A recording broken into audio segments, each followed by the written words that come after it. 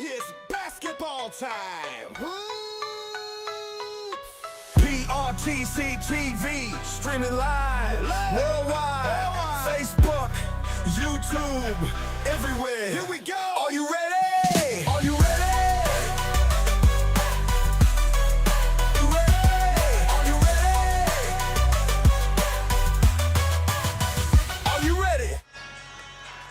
We are down to 4 teams that are all vying for the title of the 2026 13th Region All-A Championship Boys team from Oneida Baptist Institute. Welcome to the semifinal round of All-A action here on PRTC TV.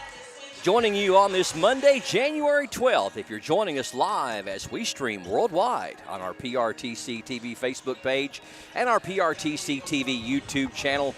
Our entire PRTC TV broadcast crew is here to bring it to you. TJ Isaacs and Justin Lakes on camera.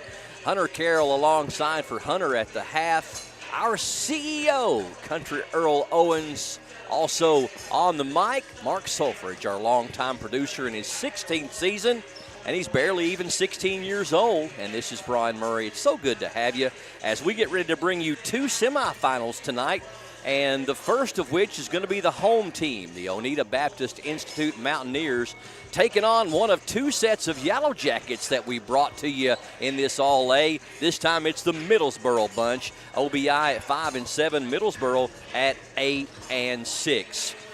Going back as far as historically in this All-A Classic that we believe started in the 1990-1991 season, OBI only has 1 championship under their belt, and Earl called it correctly in our broadcast over the weekend on Saturday.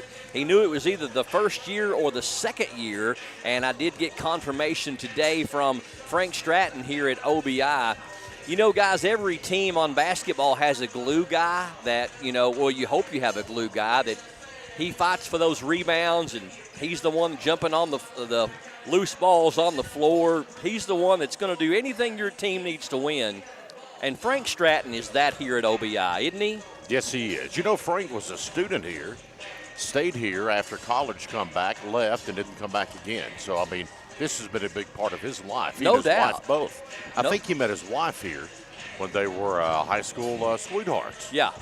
So Frank has been, he's got a secret high-level basketball historian he refers to. He's never revealed this person's name, and I haven't asked the question because, sometimes you're just not allowed to peek behind the curtain, and if you do, then, you may blow it. So I haven't asked him who it is, but he said that he checked with, I think, his resident historian, and they won it in 1992, went to the state level and was upset by Greene County. And he also made mention, Earl, of that particular year that he said 1992 we won it. We got upset at state in the first round by Greene County. We had already beaten University Heights, who ended up as All-A runner-up and Sweet 16 champion that year. Do you remember anything about that University Heights team from 1992? Yes, I do. Remember that University Heights team really well. They also went on to the big dance from out there in the first region as well. But, here's something unique and interesting, and I don't know, Brian, if people know this or not, but they were talked that if Oneida had won and got to the championship game of the All-A Classic, that OBI would forfeit because the championship was played on a Sunday. And they thought that it would be better to worship God on a Sunday than play a basketball game. So if they had made it, they were going to forfeit that year. I love that. Now, we have a special announcement going to happen on the center court. Coach Jared Gray. Some very significant milestones as basketball players. Tonight, we have a young man who has reached in his career 1,000 points. That achievement was earned earlier in the part of this season. Would you give it up for that young man? It is number 1, Skylar Roberts. So Skylar Roberts being given his 1,000-point ball, and that's as a sophomore. That is. He played quite a bit. 7th, 8th grader, of course, but that's a lot of points. 1,000 points. He's got potential to get 2,000 by the end of his career. Oh, absolutely. He's got that potential. And that would probably put him in some very exclusive company here at OBI. Probably with Jake Mobley, Larry Allen Gritton, the all-time leading scorer. Reached a significant milestone in his career as a basketball player. Big Ben Franklin. Not too many weeks ago, not too many games ago against Pineville, reached 500 career rebounds. I've got a feeling I know who it is at 500 rebounds.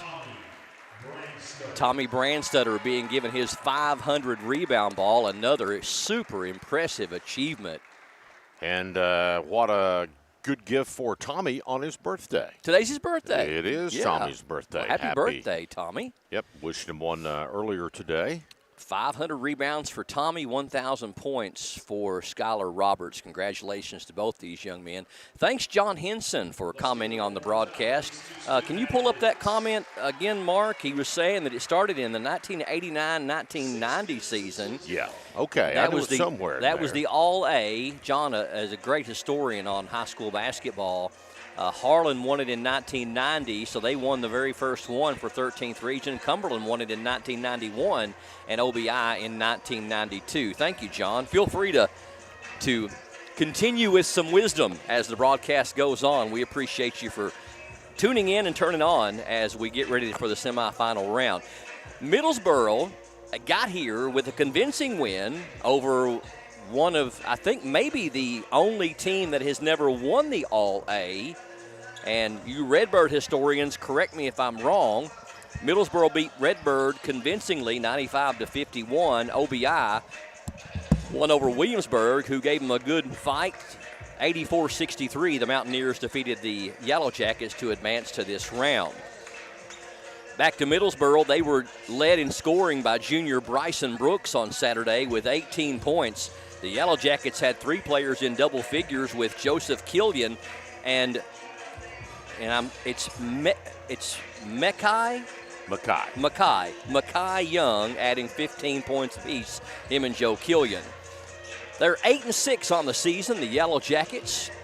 Middlesboro from the 52nd district of the region, along with Bell County, Harlan County, and another team in the semifinals of the All-A here tonight, Harlan Independent.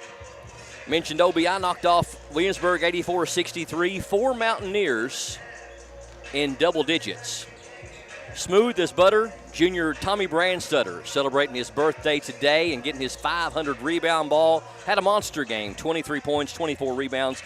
Sophomore sharpshooter Skylar Roberts had 21. Fellow seniors Jaden Balfour and Mike Cunningham made it 17 and 15 respectively. You add those up and you get 74 points of their 84. Impressive for 4 starters to mount that many points in a game. The tournament started with 3 teams from the 49th district, but OBI is the only one left standing, with Jackson County and Redbird losing on Saturday. Clay and North Laurel, of course, the other 2 teams in the 49th district. Senior Joe Killian, top point getter for Middlesboro on the season, averaging nearly 17 per outing. Bryson Brooks, a junior, averaging right at 14 per contest. And senior, say it again, Mackay yes, Young, sir. he's third at almost 10 points per game. Killian, the top threat from long range, too, making 18 threes. Pretty good clip, 42% from out there. Middlesboro not a big three-point shooting team. Killian also the most accurate from the charity stripe, 54 of 74 for 73%. OBI's offensive attack headed up by Skylar Roberts, who just got his 1,000-point ball. He drops almost 16 per game. He's also made the most threes for his squad, 27 of them at a 36% accuracy. And the top free throw shot, too, 39 of 50 for 78%. Tommy Brandstutter second in scoring, over 14 points per outing.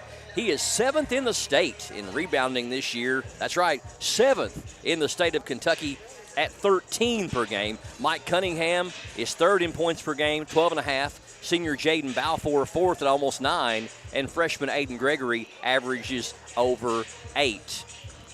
When you look at these two teams, Earl, the RPI just came out today. We got some information from Frank Ryers that he is suffering with ALS. He's the one that's headed up the KHSAA.org website for a long time, anchored it because of his love of statistics many moons ago, over 25 years ago. I think it was in 97 that Frank started it. He's suffering with ALS, and come June, it's no longer going to be maintained.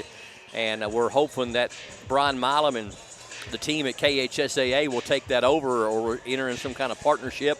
We certainly wish Frank all the best. We'll pray for you and your ALS, Frank, if this message happens to get to you. But RPI just came out, and people that maybe are critics of ratings percentage index, I think it's a good metric. I really do. I think it could use a little bit of tweaking. But if you like RPI, Earl, Middlesboro is the top RPI team left in the tournament here. Yep. OBI is the next one down. So the top two RPI's teams in this first semifinal, Harlan is third and Barbourville is fourth.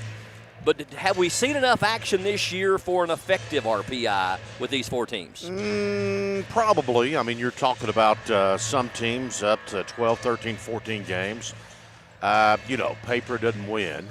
Paper is nice, but it doesn't win ball games, so we'll have to go out. I would say, and I can't remember what the RPI was as far as how many points Middlesboro was ahead of Oneida, but I will say this, home court advantage has to have something, and although it is a tournament format, Oneida Baptist is the home team here tonight, so that's got to account for something. And maybe more here, a few points more than some other schools. Yep. Would you agree? I would agree. OBI might be 6 or 8 points better on this floor than they are anywhere else. It is a unique place to play. It's an older gym, older floor. These guys get to practice in it quite a bit, and so it's going to be a good one. Now, don't forget, after this, 8 o'clock tonight, we'll have Harlan Independent taking on Barbourville, who knocked off Pineville on Saturday. That'll be the second semifinal. The championship game will be tomorrow night at 7:30. We'll bring all the action to you here on PRTC TV. It is almost game time. We're going to talk more about these two teams head-to-head, also their team stats, and these two coaches, both first-year head coaches for Middlesboro and OBI. Starting lineups straight ahead. The semifinals of the 2026 13th Region Boys All-A Tournament starts up next here on PRTC TV. New phones, new tablets, new gaming systems. Christmas was great until everything tried to connect to your Wi-Fi at once. If your internet can't keep up, it's time to upgrade. PRTC Broadband delivers the speed and reliability your home needs. Whether it's streaming, gaming, working from home, or all of it at the same time, don't let slow internet ruin your new tech. Contact PRTC to sign up for or upgrade your broadband today. Ding dong. Mountain Dude? The mountain is calling. Give me a mountain with lots to do. Give me the sunshine, give me a view. Something's so coming true. All I need is sunshine and a cool, refreshing Mountain Dew. Give me the sunshine, give me a dew. Hey, it's Kristen from Appalachian Wireless. We're local. We own the network, service the network, and guess what? We know our network. Saving money? We make that easy. Share and save by referring a friend. Switch today and save. Or do you just want to try us out? Try our free eSIM trial today. Deals on new phones with lots of ways to start saving. Your wallet will even thank us later. This isn't a new game for us. It's the long game for us, and we're here to make sure that you stay connected. Visit us in one of our many retail locations or online at AppalachianWireless.com. Because we are you, we're Appalachian Wireless. I believe in Kentucky. I believe in Kentucky. I believe the good guys win. I believe in cops and firefighters. I believe in lending a helping hand. I believe tough times make strong people. I believe in insurance that's there in good weather and bad. I believe in sticking together. I am Kentucky. I am Kentucky. I am Kentucky.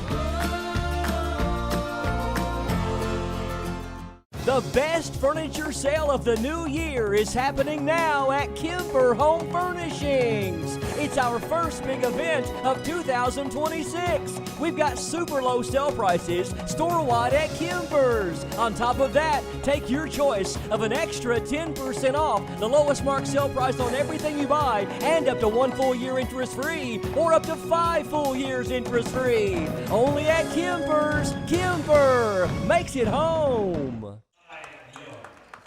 Middlesboro will be the visitors on the scoreboard tonight, and we'll get their starting lineups for you first. Under first-year head coach Eddie Gilbert, they will start number 5, Joseph Killian. Also number 1, Bryson Brooks.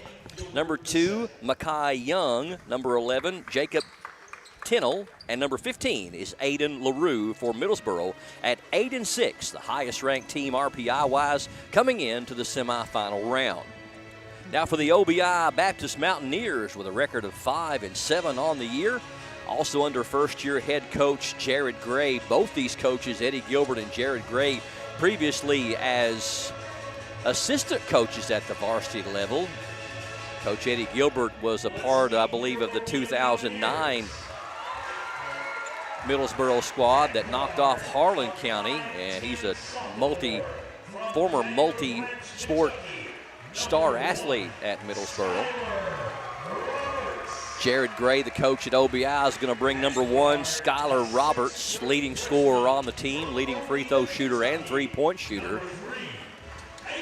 Number 3, Aiden Gregory, who very well could be one of the wild cards of this game tonight that could make a difference for the Mountaineers. Number 2 is senior Mike Cunningham.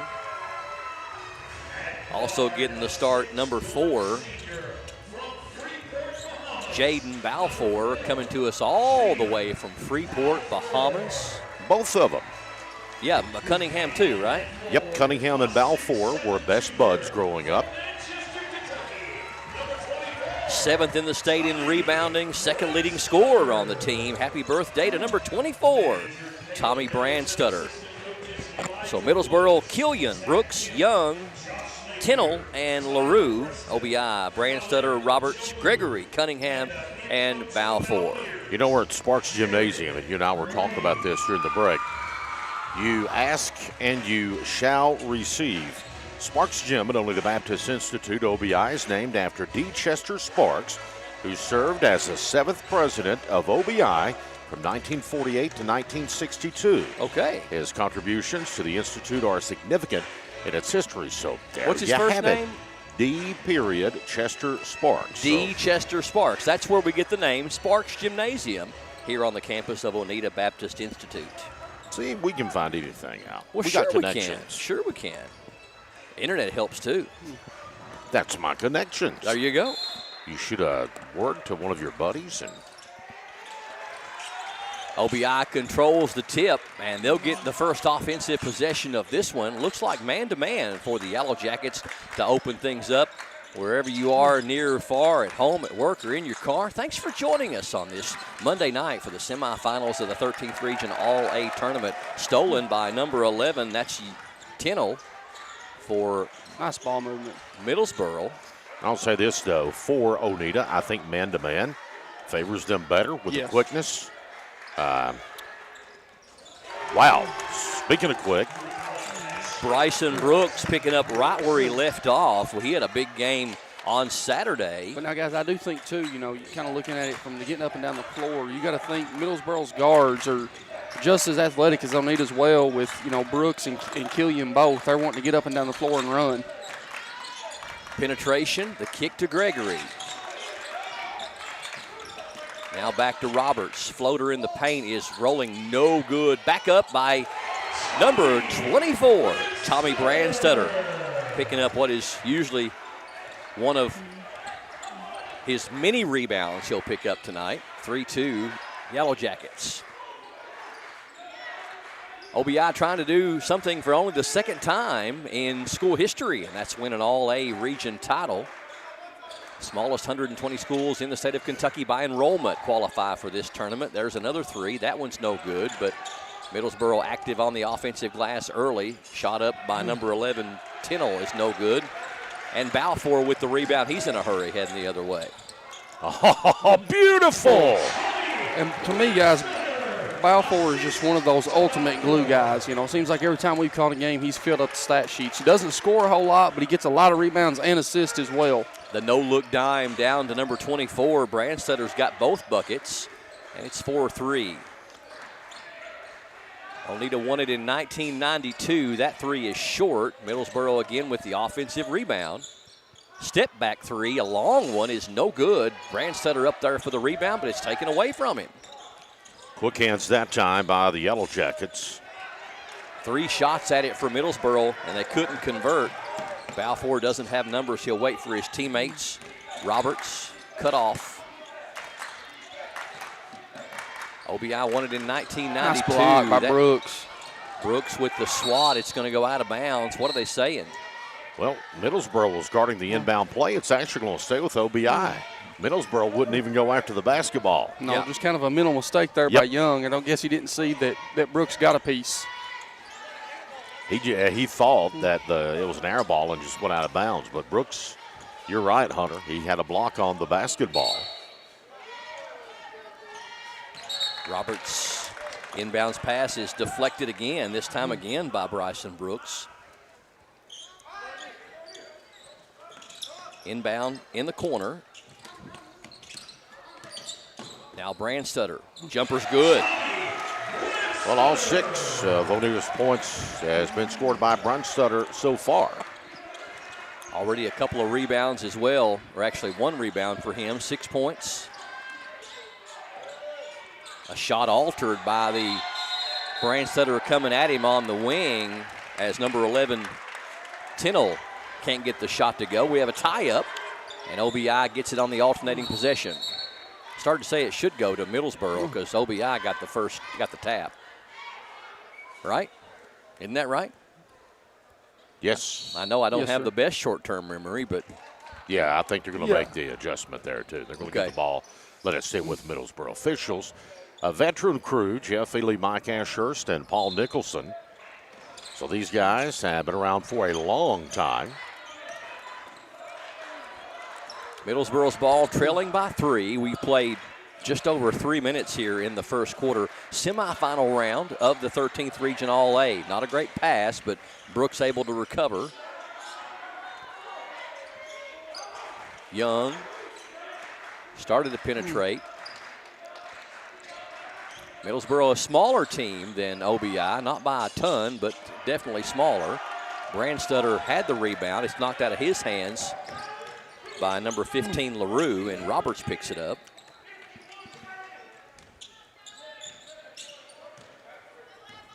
Student body is filed in for the Mountaineers.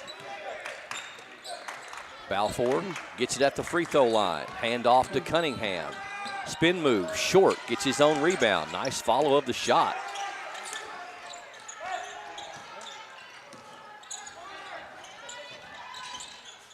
Gregory on the right side. I'm really liking, too, this Oneida set. Kind of whoever has the ball running a 2-man game with Branstadter. Trying to get it down low to Balfour. Good hands down there. Talk about the defense of Bryson Brooks here in the early going. The shot, the swat, the slap away. He's really come to play. Roberts going to trigger it. Way out high to Gregory at midcourt. Winner of this one will take on the winner of the nightcap game tonight. That'll be Barbourville and Harlan. Gregory for a 3. That one's a little bit too strong. The rebound to number 5, Killian, for the Yellow Jackets. He's in a hurry. Good feed down low. Number 11, Tinnell puts it up. The ball came back through and hit him on top of the head. Yeah. Wrong place, wrong time. Mm-hmm. His own shot come down and smacked him on top of the noggin. Here's a 3. That one is short.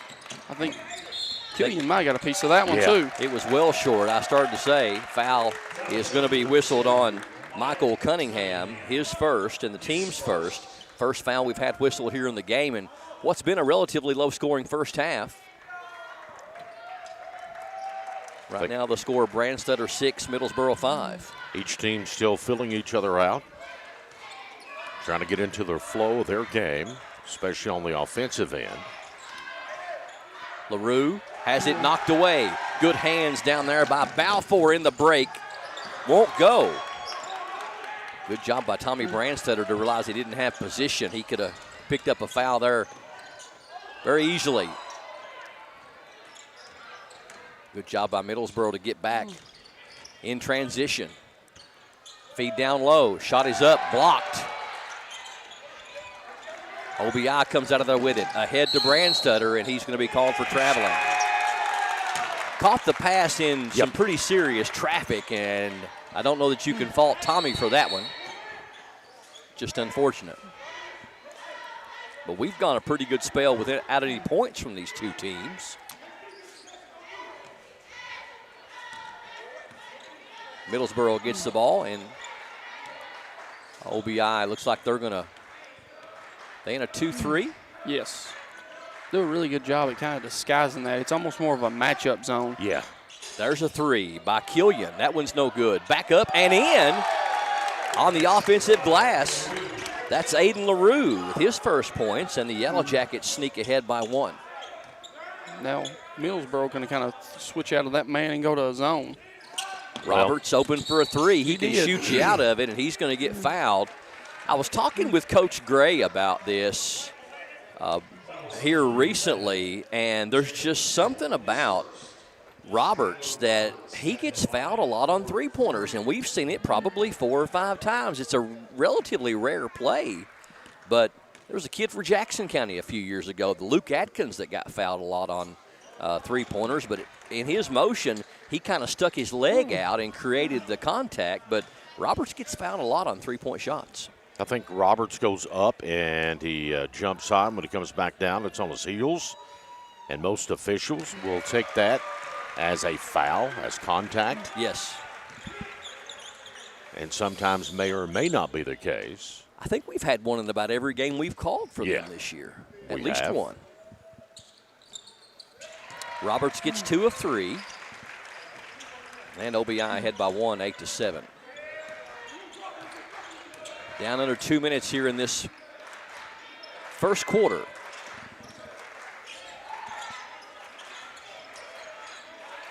Neither team make a substitution as of yet. Shot is up and in. Tough move down there by Killian.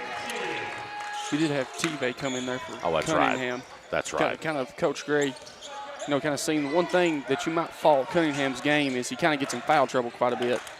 So, Coach Gray kind of making that smart decision with the one, picking him out, know how valuable he's going to be for this ball game. Brandstetter, not a good pass. Trying to find Tivay down low, and I don't think Tivay even knew it was coming. Cunningham going to check back in for Tivay. Pineville was last year's All-A champion, defeated Barbourville 66-57. Pineville won 1 at the state level. Over the last 20 years, the only team to win 2 at the state level was Harlan back in 2022 when they got down to the semifinals. Wide open in the corner for 3. It's no good. Off the hand of Tinnell. OBI heading the other way. Roberts for 3. That one's too long off the back iron. And the rebound to LaRue.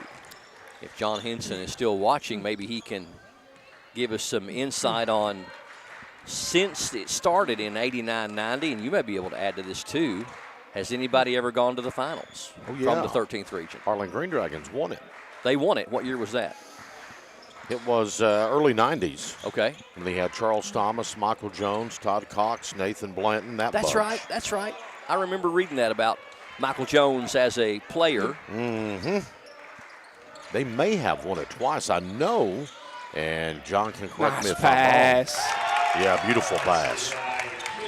Killian, the recipient of the nice pass, and on the other end, did he get the shot up in time? Nope, Ely says no good. All right, so at the end of 1, Middlesboro with the 3-point advantage in a low-scoring game, 11-8 over OBI.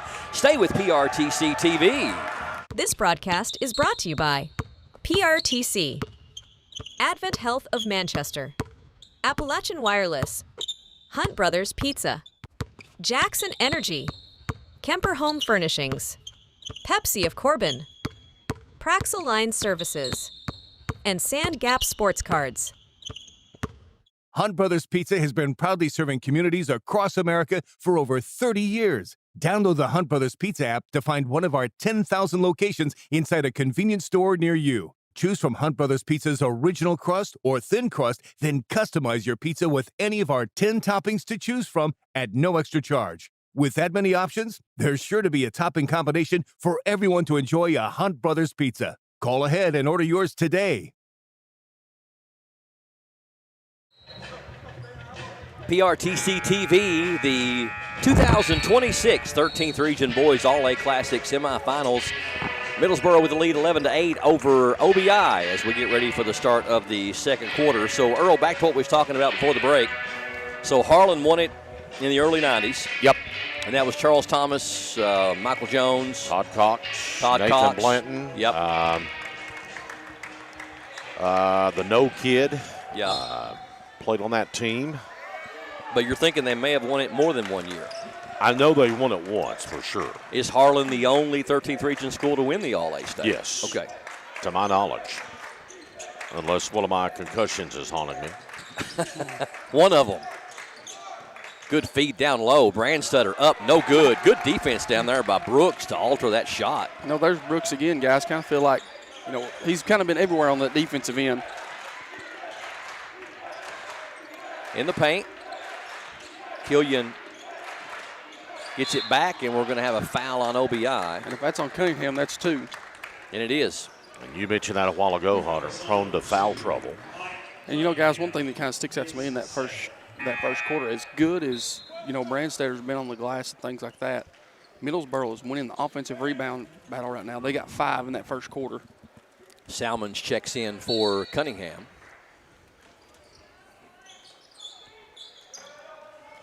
Open, catch and shoot 3 is short by Killian. Foul called on Middlesboro with Bronson Brooks over the back as Tommy was going for the board down there.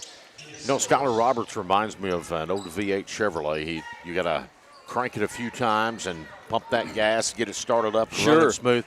Roberts has been that type of kid this season in particular. The second half has been Skylar Roberts. Well, you saw what he did against Clay County in the fourth quarter. Absolutely. I mean, the second half, he really comes to life. Dangerous pass from Balfour over to Salmons, but Ryder recovers. Knocked away. Good defense. Good recovery, though, by Balfour. Free throw line jumper. And the bank is open. That's exactly right. And the way he banked that in, I'm going to say he meant to do that. He meant to do that. That's a kid that's been taught how to use that big square up there. Yep. It is there for a reason. In the famous words of Janet Elliott, use the glass. Move down low, good kick. Can't get the shot off. Here's Young. He did. Steps, yeah. Called for traveling.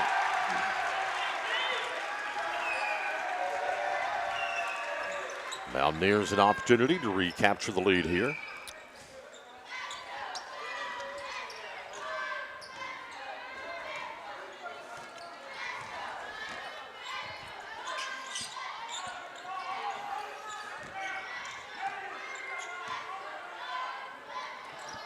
Gregory.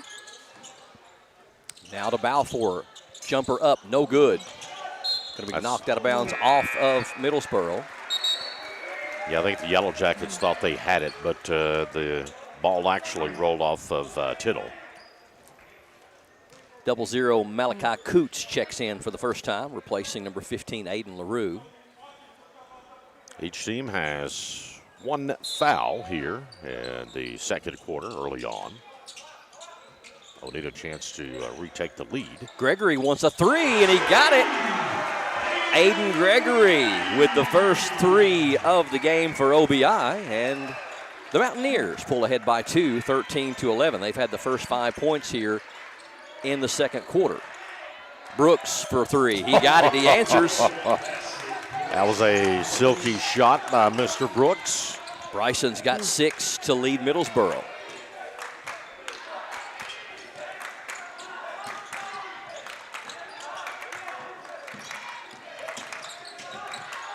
In the corner, and Balfour could not save it, and OBI with the turnover.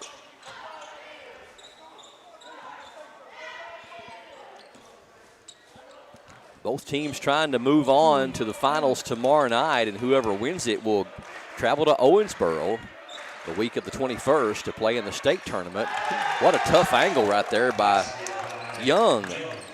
Young done that so well on Saturday. Had those acrobatic circus shots that would have fallen in for him. Did a nice job there, too. Listen to Coach Gilbert. You know, Coach Gilbert was kind of upset with him that last possession with turnover. Just told him to shoot the ball. Gregory wants 3 more. That one's a little bit too strong. The rebound to number 5, Killian, or make that number 2, Young. And it's blocked, and it's going to go out of bounds off of Middlesboro.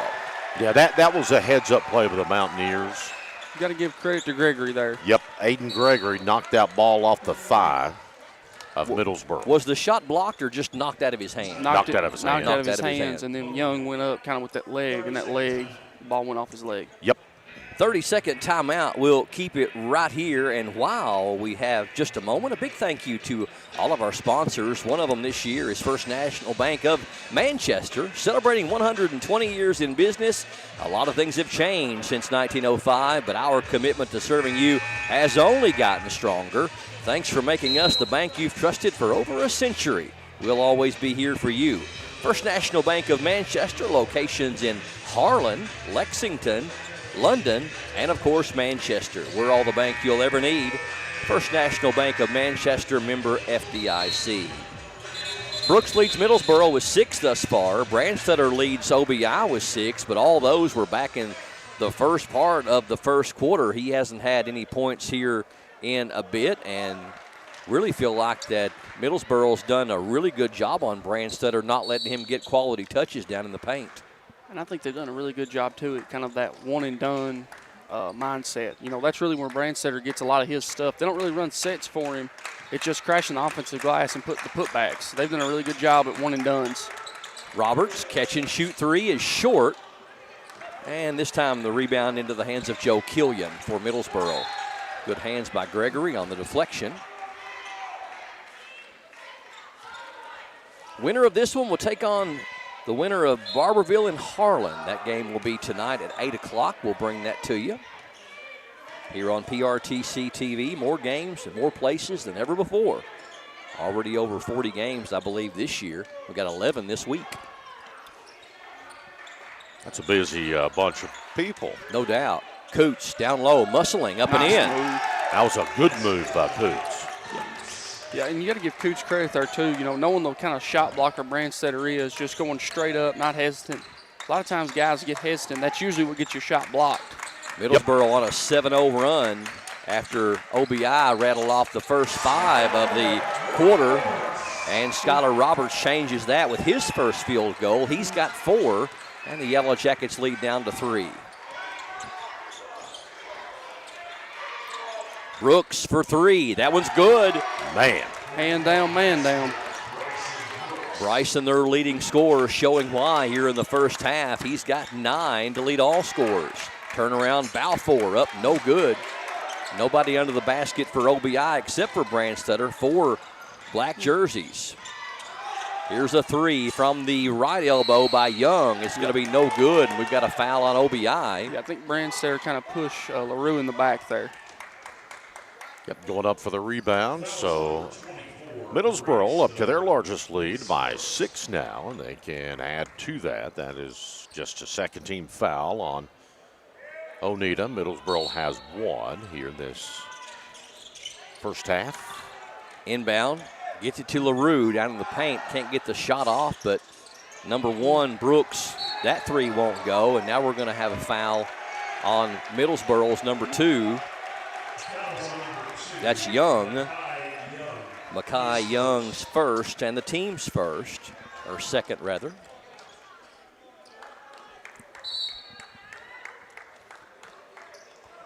Cunningham, the only player with more than 1 foul. He's on the bench with 2.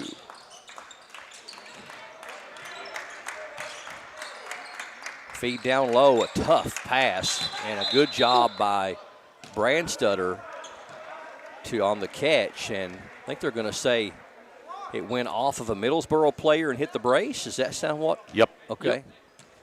That's going to be the call. So a bit of a bailout there on a pass that was a little bit too high for Brandstutter. OBI will get it back. In the corner to Balfour. Hands back off to Roberts. Roberts awarded his 1,000-point ball before the game, only a sophomore.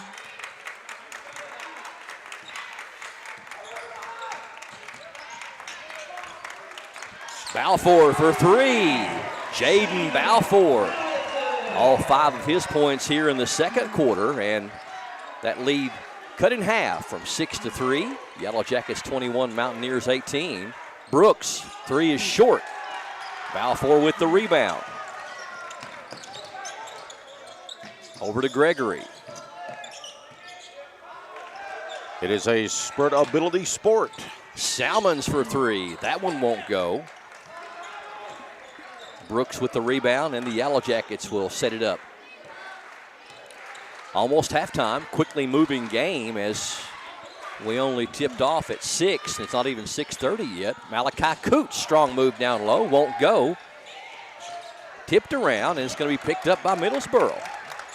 Middlesboro's hands very active tonight. Feed down low, up and in from number 5, Killian, to LaRue, and LaRue has his second bucket. And the Yellow Jackets lead back out to 5. Deflected ball by the Yellow Jackets, getting a hand on it. Jacob Tinnell checking in for Killian. Coach Gilbert. Placing Malachi Coots. Gregory, Salmons for a 3. That one's no good. Rebound again by Middlesboro, this time by Brooks. I'll be anxious to hear the rebounding numbers at the half. From a commentator's perspective, it just feels like Middlesboro has really owned the rebounding. They have. Well, you know, it just kind of goes back to, I hate to sound like a broken record, but they've done a great job at kind of one and done on the offensive end for Oneida. Yes. Nice ball fake down low. Can't get the shot to go. Salmon's pass deflected, though. Gregory runs it down. Gregory goes down, can't get the shot to go. And going to be a foul on Gregory out of frustration. The other thing that Middlesboro's done good is they are getting in front of Brandstutter. Yes. And backing him out a little bit. And that's they've gotten a lot of rebounds that way. It's hard to go over a guy to get it because the foul is going to be called on you. And whether it's LaRue or Coots, either one, they're not really even kind of focused on getting the rebound. They're more worried about blocking Tommy out. Yep. And, you know, they're trusting Brooks, Killian, somebody else to go get the board. Their job is just to make sure Brandstutter doesn't get it. So Middlesboro appears to contend to hold for the final shot of the half. They're up by 5. Instead, they're going to take it to the hoop. That's no good. Brandstutter off the Killian miss, and we're going to have a foul on Middlesboro in backcourt.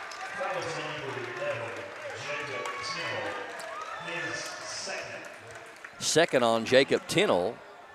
He becomes the first Yellow Jacket with 2 fouls, and Coach Gilbert going to get him out of there to avoid picking up that third, and he'll check in Chandler Cox for him. So could be a big momentum shifter for OBI if they can convert after Middlesboro could not. We're down to 7 seconds in the half. Cross-court pass over to Gregory, shoots it. What a shot by Aiden Gregory. That's a 3. At the horn, a double clutch 3, cuts the lead down from 5 to 2.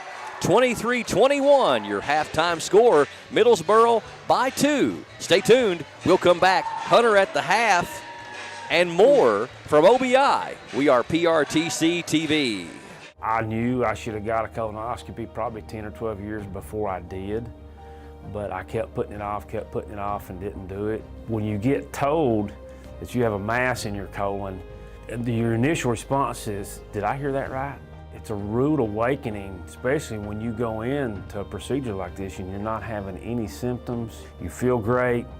It's just something you decided to do that you needed to do. It's definitely something that can change your life in a heartbeat. It turned out good for me that the mass was not cancer, but it was a jump ball there whether this thing would come back cancer or not. So I would encourage anybody, whether it be mammograms, PSAs, colonoscopies, or whatever, do your preventive checkups. I couldn't have asked for better care. They were caring and compassionate. I felt like I was being treated with family and friends, and I felt more comfortable being taken care of by people I knew. It's great that you have a facility like this in your hometown. The neighbours have invited us over for dinner. I like Tommy. It makes my skin crawl. I saw this. Who killed Susie Bissett? Do they know who did it? You got a problem with me, pal? There's been a body found in the woods. Everything is under control.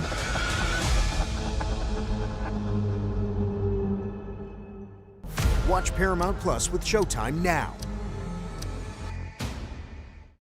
We understand an upside-down world, but they're writing us off before we get to the starting line. A stalled generation? Who do you think is gonna fix all this? We will, because our future is the future. So we're going to build bridges and hospitals in a day and feed those left in the cold. We're going to do all this and more because we have an appointment with destiny.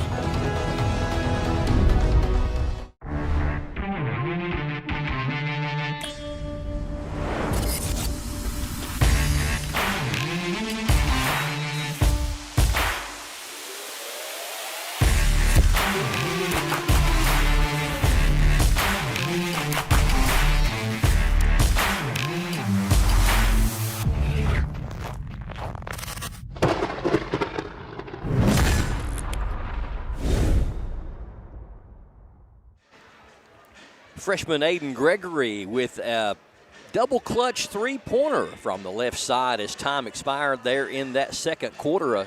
A spark for the Mountaineers as they go into the locker room at halftime. Still trailing Middlesboro by 2 in a low-scoring first half. Yellow Jackets 23 and OBI 21 here on PRTC TV, your exclusive video streaming home for the entire 2026 Boys 13th Region All-A Classic from Oneida Baptist Institute. Sparks Gym, the location, and it was, what was his name again? D. Chester Sparks. D. Chester Sparks, and he was a president here at OBI. Was it 48? To 62. 48 to 62, named this gymnasium named for him. Don't know who replaced him, but I'm assuming that could have been Barkley Moore because Barkley was president for many, many, many years. And then Mr. Underwood, and then I think Paul Davidson, then Larry Allen Gritton. Well, wasn't Larry Gritton Sr. also a president? No, he was not. No, he was principal under Barkley Moore. Last team to beat Clay County in high school boys basketball, correct? No. No. Last one to win the district. Yes. Was with Gritton Sr. Yep. 77? Yep, and Harvey Travis was a guard on that team. You know, I always said Harvey Travis is a great trivia question. He was playing for OBI when they defeated Clay County. He was an assistant coach when they defeated Clay County. Then he was a head coach who defeated Clay County. How about that? Only person in the history of Oneida Baptist, and that was Harvey Travis, of course, now a longtime assistant with Clay County.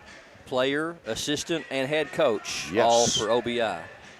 All right, halftime score again, 23-21, Middlesboro by 2. Let's get a rundown on how we got here with both team and individual stats. It's time for Hunter at the half. Start with Oneida's individual, Brian. Tommy Brandstetter had 6 points, 5 rebounds, followed by number 3, Aiden Gregory with 6 points. Number 4, Jaden Balfour with 5. And then they're rounded up by number 1, Skylar Roberts with 4. You flip over to the Middlesboro side. Bryson Brooks led all scorers with 9 points. Followed by number 5, Joseph Killian with 4 points. Number 15, Aiden LaRue with 4 points, 5 rebounds. Number 2, Micaiah Young with 2. Number 11, Jacob Tennell with 2. And numbers 00, Malachi Coots with 2. You go to the team stats. Oneida was 5 of 12 for 42% from 2, compared to Middlesboro's 7 of 15 for 47%. Middlesboro was 3 of 13 from the three-point line for 23%, compared to OBI's 3 of 11 for 27%. OBI was 2 of 3 from the free throw line for 67% compared to Middlesboro 0. They did not shoot a free throw in that first half. Middlesboro with 5 team assists compared to OBI's 4. OBI with 12 team rebounds compared to Middlesboro's 17. Middlesboro's with 3 turnovers compared to OBI's 4. I would have thought the rebounding was more than 5 apart, but it certainly felt that way from watching the game, that Middlesboro just did a much better job on the rebounding side. As far as our schedule for PRTC TV, are we going to do separate broadcast tonight, Mark? Separate broadcast? One broadcast? One broadcast. So this will all be one big broadcast tonight, as both games will be a part of the same broadcast. So don't go anywhere once this one's over, and stay tuned in for the final semifinal that will feature Harlan, Independent, and Barbourville tonight. After tonight, we'll come back here tomorrow night for a 7:30 tip. It'll be the championship game of the 13th Region All-A Boys Tournament for 2026. 7:30 tip time. We'll hit the air about 7:15 tomorrow night. After tomorrow night, we'll pack up our gear and come back Friday night for a North Laurel and Jackson County doubleheader at North Laurel. And that'll be a 6 and 7:30 tip time. I think the girls are first on Friday night. I may have to confirm that to be sure, but I believe I am correct. Let's see. Friday night is, yes, that will be a 6 o'clock game. North Laurel girls against Jackson County, and then the boys will follow after that. And then Saturday, we're just going to bring you basketball until we can't anymore. It's going to be the Bobby Keith Classic from Clay County High School. 6 games in a row. I believe the first tip's at 11:30 that morning, so we'll be bringing you a total of 11 games this week here on PRTC TV. We'll step away for a quick break. We'll come back in less than 3 minutes and bring you the second half of this one. We'll see who can advance on to the finals. Middlesboro leads at half, 23-21 over OBI here on PRTC TV. As your local Touchstone Energy Cooperative, we wear many hats. We take pride in serving our members and our community by going the extra mile in everything we do. Because we not only work here, we live here.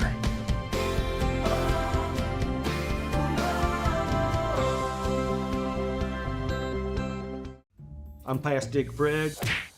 You see, my boys, they play baseball. They want to play in the backyard. So I took them out there to do some practicing, and well, he kicked that second base and it flew away. So I was like, I gotta get this steady for my son, for my boys. And I took a stake and I hammered it down.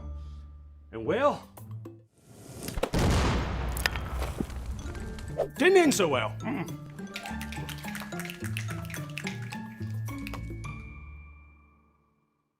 If you like sports cards and memorabilia, you'll love Sandgap Sports Cards in Enville. Can't make it to the store? No problem. Brian and Joey bring the region's best deals straight to you with their weekly Facebook Live shows. With over 30 years of collecting experience, every sale is packed with fun, excitement, and fan-favorite finds. Follow Sandgap Sports Cards on Facebook and get in the game.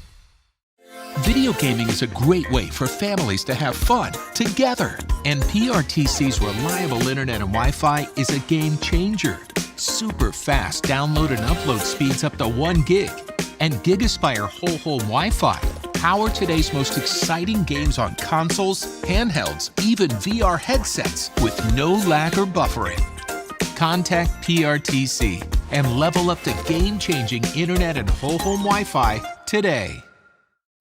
Hey, it's Kristen Mulcahy, Marketing Manager at Appalachian Wireless. We've all been there. You've tried one of those big carrier promises? Sounds amazing, doesn't it? Until you read that fine print. Then suddenly you're on hold. Again. And at Appalachian Wireless, we do things a little different. We answer your calls, we help solve your issues, and guess what? We work for you. Experience matters, right? Our team, we're the real wireless experts. So why choose anyone else? Visit one of our retail locations today or online at AppalachianWireless.com to see how we can better serve you. Because we are you. We are Appalachian Wireless. Dr. Pepper presents a Playoff-uary special. Happy Playoff-uary! 31 days of playoff football.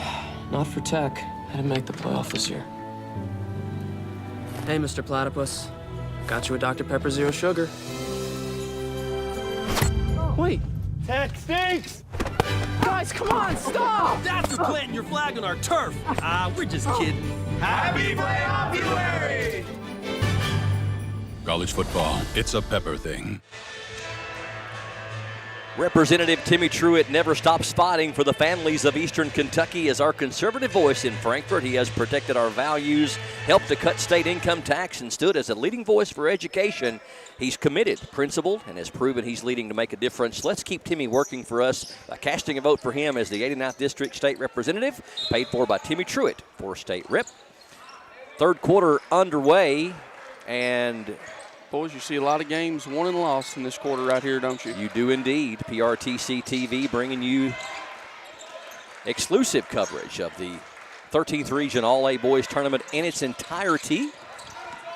Middlesboro with the ball to open things up. They lead by 2, 23-21. Penetration by Young. The floater is good. Young with his second bucket. He's got 4.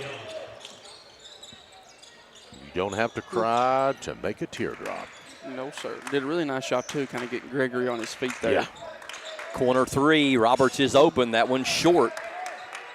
And again, OBI not able to get a second shot at the basket.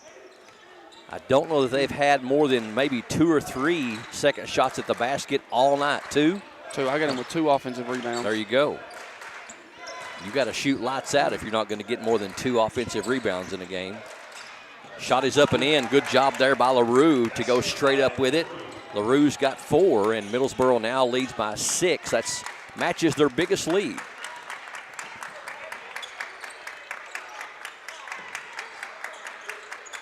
Gregory for a 3. That one's good. Every time Middlesboro has one up by 6, Aiden Gregory has knocked a big 3. Yes. Gregory leads them with 9. Him and Bryson Brooks both have 9 points, both of them on 3 3-pointers.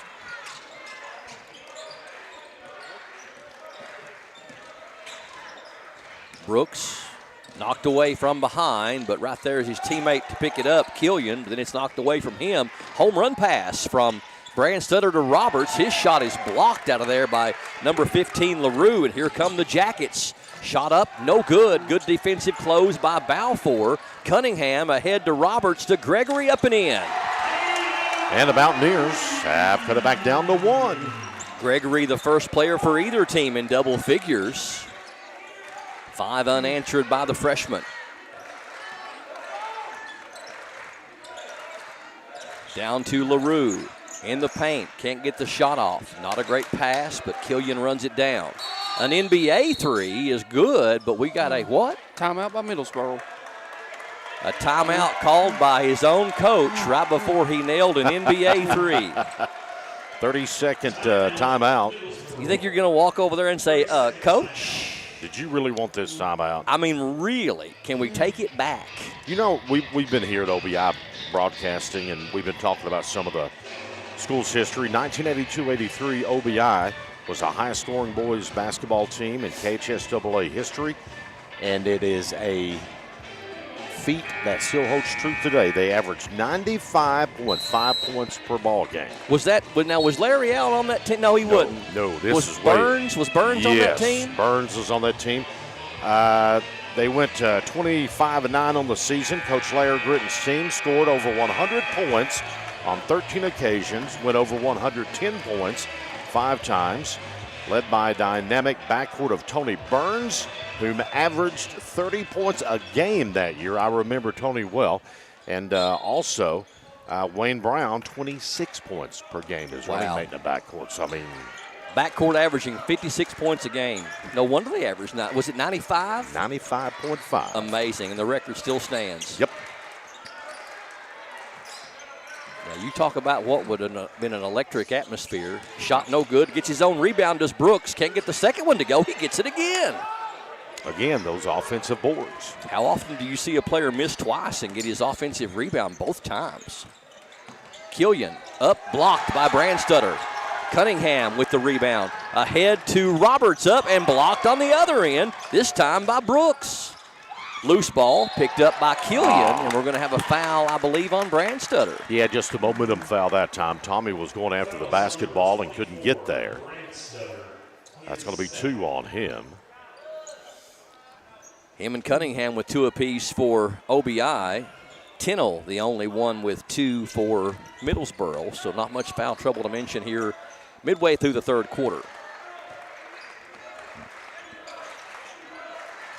Middlesboro by 1, 27-26. Hometown crowd saying D up to the Mountaineers.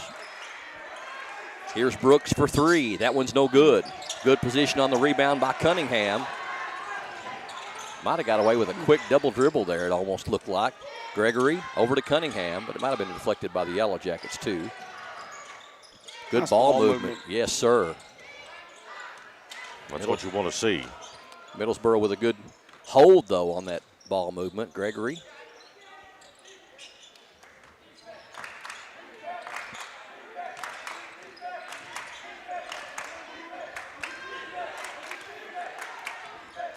Middlesboro sticking with that 2-3 zone that they switched to. Roberts. Over the shoulder pass to Cunningham. Deflected. Good defense. Middlesboro trying to run it down in backcourt. They finally do. And we're going to have a foul on Balfour. Yep, going to get a reach in on Balfour.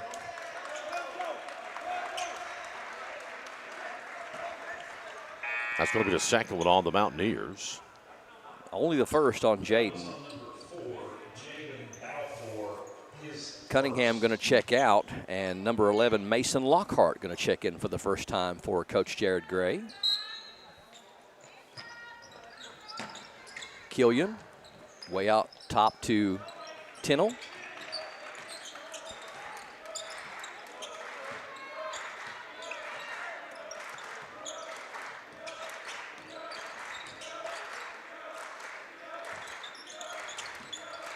Approaching the 3-minute mark here in the third quarter. Yellow Jackets by 1. Not a lot of scoring. No. In this one tonight. Knocked away. Good defense. Picked up by the Mountaineers. Gregory off the glass, too strong. Fight for the rebound and going to go out of bounds, I believe, off of Middlesboro back to OBI. Comparing the team stats of the two teams, OBI holds the edge over Middlesboro in field goal percentage. The team's nearly even in made 3-pointers. Middlesboro shooting a little bit better percentage than OBI on 3-pointers. OBI shoots 64% from the free throw line to Middlesboro's 59%. Balfour can't get it to go, and good job by Brandstetter to knock it off the Yellow Jackets out of bounds. OBI, largely because of Brandstetter, pulls down more rebounds per game, 32 to the Yellow Jackets 21. And OBI plays more up-tempo, averaging 65 points per game to Middlesboro's 56. And the Mountaineers throw it away. And we got a shot up by Young, and they're going to say what, goaltending? Yep. Was that basket credited to Young? Who was the shooter on that? Young, I believe. Young? Yep. And Coach Gray is livid right now. Kind of getting into his boys about not getting back there. He said, listen, we just had a turnover and we had 4 white jerseys behind half court. Oh, yeah. 29-26, Middlesboro back up by 3. They've led by as many as 6. Roberts from the elbow. That one's good. There you go. Pour a little gasoline in that big 4-barrel Holly, and that old Chevrolet V8 starting to run. Tied at 9. Mr. Second Half. Maybe spray a little ether on that carburetor. He's been at top of the kid all year long. High pass. Good job by Tinnell to get it. Double teamed. Young fakes the 3. Corner to Tinnell for a 3. That one's good. Jacob Tinnell nails a 3 from the corner. He's got 5.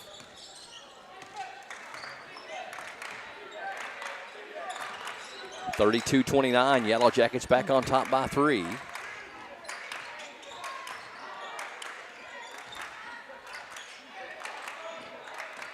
Roberts, pump fake, Balfour for a 3. That one's an air ball. Just caught a little bit of backboard. And again, Middlesboro doing a good job sealing off Brandstetter. 100%. Yeah, he's having a hard time getting into the offensive flow because just not getting touches at all. Brooks, a long 3. That one's no good. Rebound to Tinnell, though, on the offensive glass. Shot blocked out of there by Brandstetter. Malachi Coots going to check in for Coach Gilbert, replacing number 11, Jacob Tennell. Salmons and Cunningham both back in for the Mountaineers, and out will go Balfour and Lockhart. Oh, goodness. Ball knocked away. Look at Cunningham going to the ground to save it. What a hustle play by number 2. That's just wanting it more. I was saying no goodness there a while ago. It looked like Coots had flat out mugged Aiden Roberts down there, and the officials didn't see it. I mean, I'm not going to say they didn't call it because they didn't call it because they didn't see it. Right. They had their eyes over, and they just took him out. But the Mountaineers get the ball, so all is well. All is well. No harm, no foul. What hustle there by number 2, the senior Mike Cunningham, though. He has the ball now. Back out to Roberts. Now Gregory.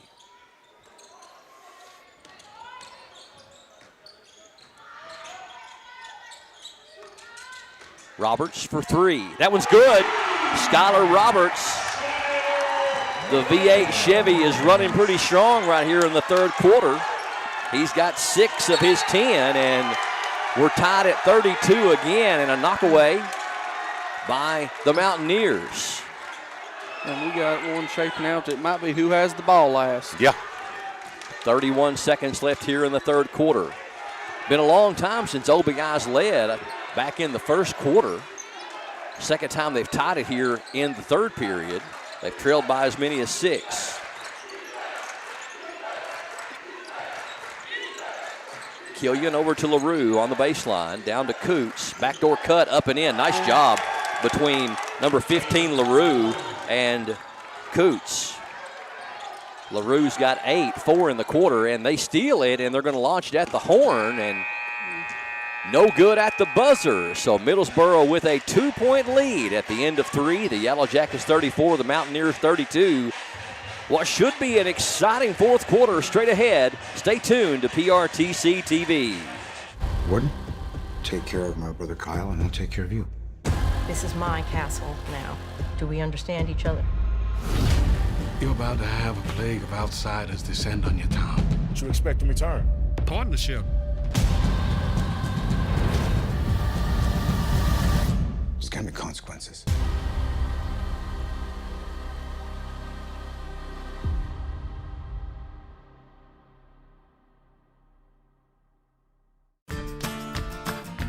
I believe in Kentucky. I believe in Kentucky. I believe in small town values. And mom and dad and the things they handed down. I believe some of the best people in the world are farmers. I believe in insurance that protects families, homes, and cars. I believe in always finding a way to do what you love. I am Kentucky. I am Kentucky. I am Kentucky.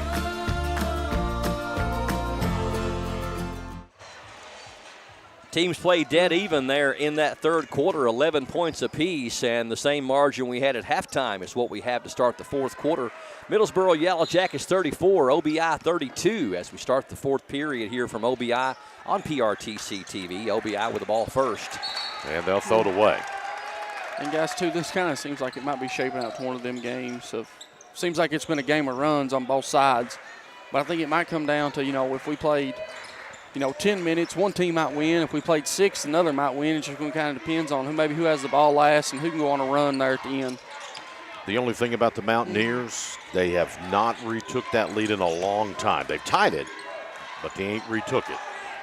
Shot missed by Coots, altered by Brandstutter. Here comes Cunningham into offensive court. The Mountaineers need to take the lead. Salmons fakes the shot. Can't get it off to Roberts. Roberts, the floater, is no good, but he's going to be fouled.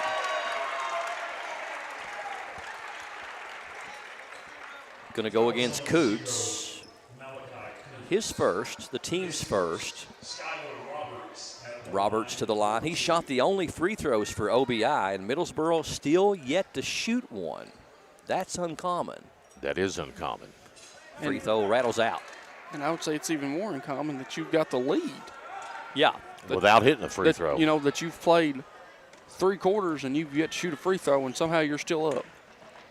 Well, of these two teams, Roberts gets the second one. It's a 1-point game. Of these two teams, I would say that OBI plays more of what you call downhill basketball between Roberts and Brandstutter, but Middlesboro shut that off. There's a 3, no good. Back up and in by number 15, LaRue. Nobody boxed him out. He's in double figures with 10, the leading scorer now for the Yellow Jackets. You got to give Coots the hockey assist there. He kind of blocked out Brandstutter on the offensive end that time. Gregory, he's got a 3 in mind. That one's good. Aiden Gregory,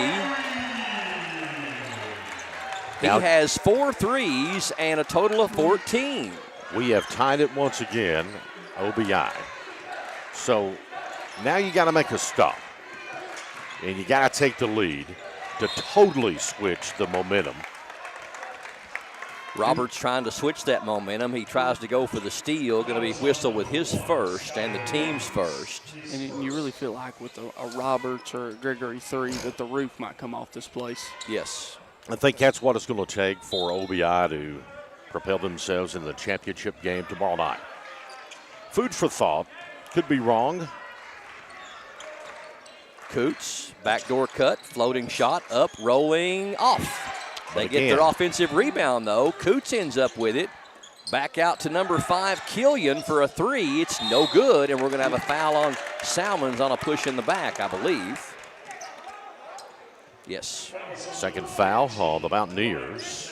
Middlesboro's committed 1 here in the 4th quarter of play. So first on Ryder and the second team foul. You just always have got the feeling that OBI just cannot get over the hump in this game. Middlesboro doing a great job defensively. Can Brooks make it 4 threes? Yes, he can. 12 points for Brooks. He's now the leading scorer for Middlesboro. And they jump ahead by 3. Corner, Salmons 3 is long. Back up and in by Aiden Gregory. What a bright spot he's been for this team. He's got 16 to lead all scorers. again, I'll say it, the Mountaineers need a stop and a score. Oh, Lord. There was something there. I didn't know which way it was going to go. Me either, because I think the boys just kind of got tangled up with each other. I don't think it was an intentional anything. They kind of got tangled up. Just kind of hold of him there. And, But, you know, one thing, too, nope, they're going back to the zone. Let's say they switched it up and went man for that sole possession. It kind of threw Middlesboro off just a little bit. Balfour second, team's third on OBI. Corner, Brooks for another three. That one's well short. LaRue gets the rebound, back up, and what a pump fake down there by Killian. His first points since the first quarter. He's got 6, back out to a 3-point lead. It kind of seems like, too, guys, anytime that Oneida's chipped back into this, LaRue has done something right, whether it's been an assist, an offensive board, or something. He's kind of been the difference maker of keeping OBI from getting that lead back. Gregory dribbles through the paint. Freshman playing like an upperclassman here tonight for Coach Gray. He has had a whale of a basketball game. He's grown up a lot tonight, too, here you can tell. He's a good young man. I've known him since he's been on planet Earth. Gregory, a three is good. Aiden Gregory. Another dagger by the freshman. That is 5 threes for Aiden. Middlesboro wants a full timeout. 4:33 left. We're tied up at 41 here on PRTC TV. Home is more than a place. It's where your loved ones deserve to be, safe and supported. For nearly 30 years, Kentuckians have trusted Horizon Health to provide compassionate care that enriches lives and protects dignity. Whether it's in-home assistance, adult day health, or Horizon PACE, an innovative alternative to a nursing home, we help seniors stay independent and cared for right where they belong, at home. Visit forhorizon.com to learn more. I will always 811. Before I did, not after I'm done. I used to wreak havoc on pipes and lines, but now I know it's not that kind. I was a bad neighbor, the damages were big, but now I know it's important to 811 before I dig.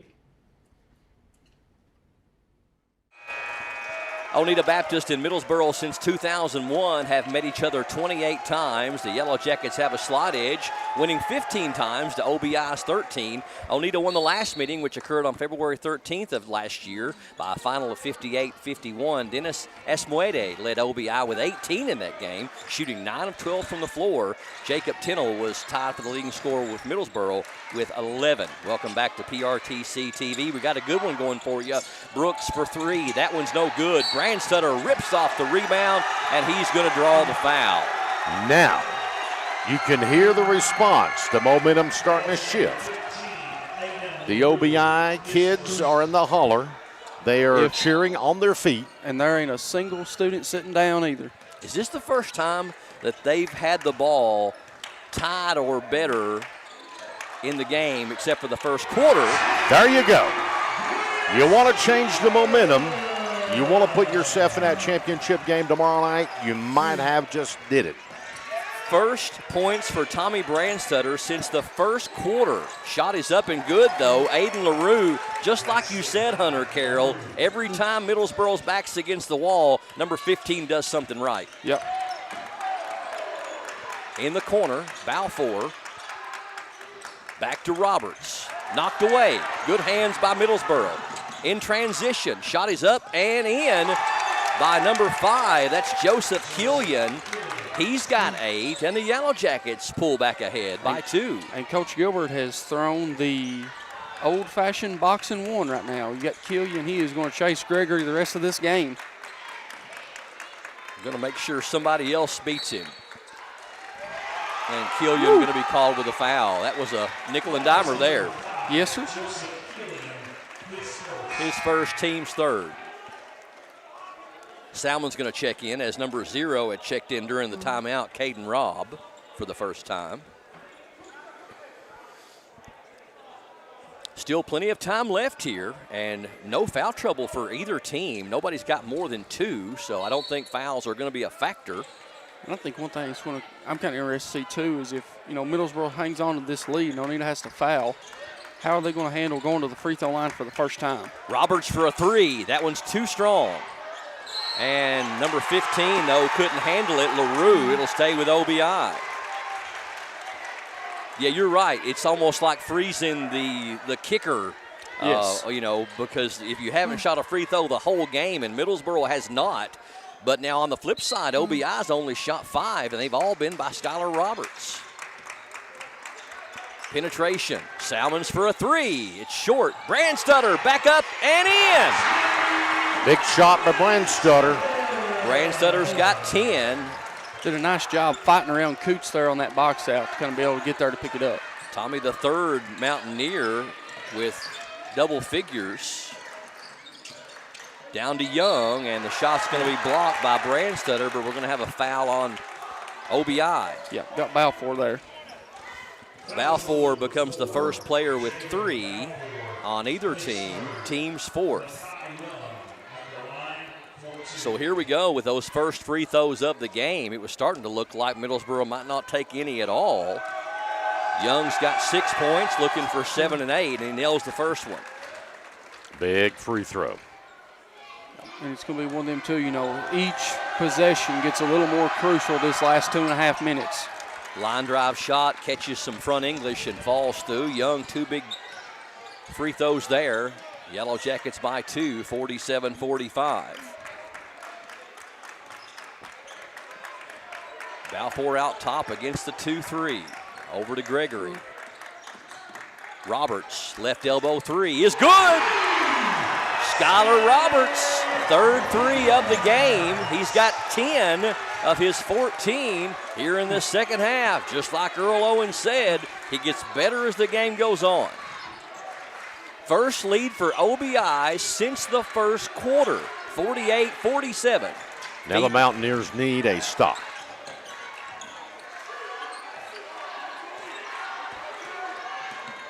Penetration and the kick to Killian. Knocked away momentarily. He recovers. Young from 15, and he got it. Young in double figures now with 10. Now they're going to go man. Becomes the 4th Yellow Jacket in double figures.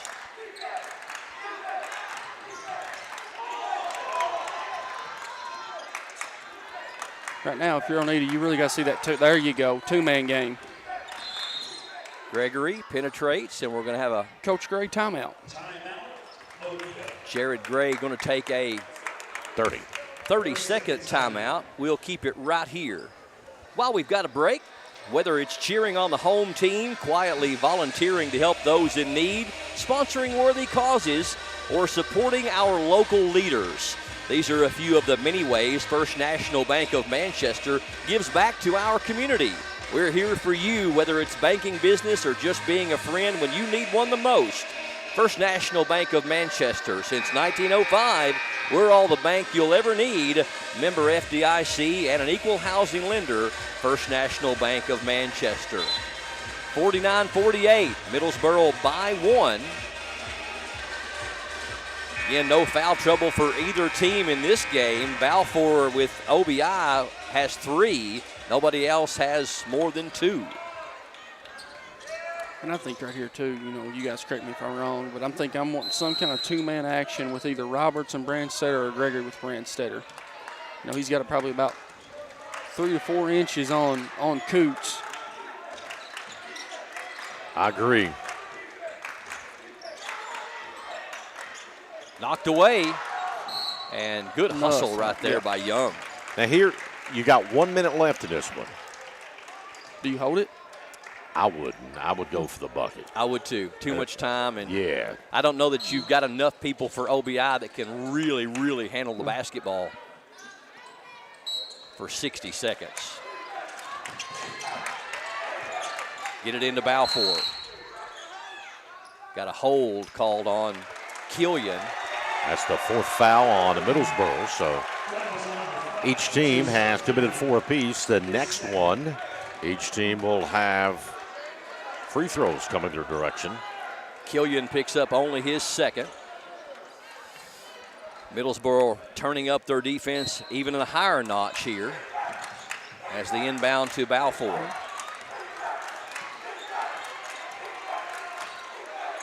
Balfour, the screen. Feed down to Brandstetter. Nice dig. Good defense there by Middlesboro to knock it away. You know who it was again, fellas. Yep. That was huge for the Yellow Jackets. And now we're going to have a timeout called by Coach Eddie Gilbert, and this is going to be a full timeout. So Middlesboro has the advantage, up by 1 with the ball. We'll step away for a quick break here on PRTC TV. Hunt Brothers Pizza has been proudly serving communities across America for over 30 years. Download the Hunt Brothers Pizza app to find one of our 10,000 locations inside a convenience store near you. Choose from Hunt Brothers Pizza's original crust or thin crust, then customize your pizza with any of our 10 toppings to choose from at no extra charge. With that many options, there's sure to be a topping combination for everyone to enjoy a Hunt Brothers Pizza. Call ahead and order yours today. As your local Touchstone Energy Cooperative, we wear many hats. We take pride in serving our members and our community by going the extra mile in everything we do.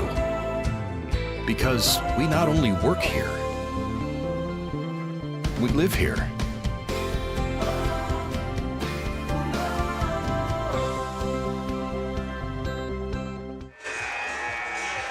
Well, if we were playing tennis, you would say advantage Middlesboro. They've got the ball up by 1, 39 seconds here on PRTC TV. The next foul will put either team into free throws. And they're going to get Cunningham with the hold. Cunningham away from the ball. Which, Cunningham's third. Guys, necessarily, he's upset, but not necessarily a bad foul. No. You're only down 1. I mean, it's still going to be a 1-possession game if he makes both, and no time come off the clock. That's right. Killian from the line, though, their best free throw shooter 73%, making 54 of 74. Hasn't been there tonight. Well, if he makes them both, it's still one possession. Still a one-possession game. And you got time to do something about it. Oh, you got a lot of time. Yeah. 38.9 seconds is an eternity. Yes, it is for basketball. Killian, a senior on Coach Gilbert's squad, looking to become the 5th Yellow Jacket in double figures if he can convert this second one. And does. Now, you don't have to have a 3 here. By no Get a means. quick 2. Yeah. No. And that's what they're going to do. Off the glass and good. Now you still have timeouts remaining. There's 31.6 seconds. Yeah. It's 51-50. You're right back where you were 7 seconds ago. Full timeout on the floor. Don't go anywhere. PRTC TV.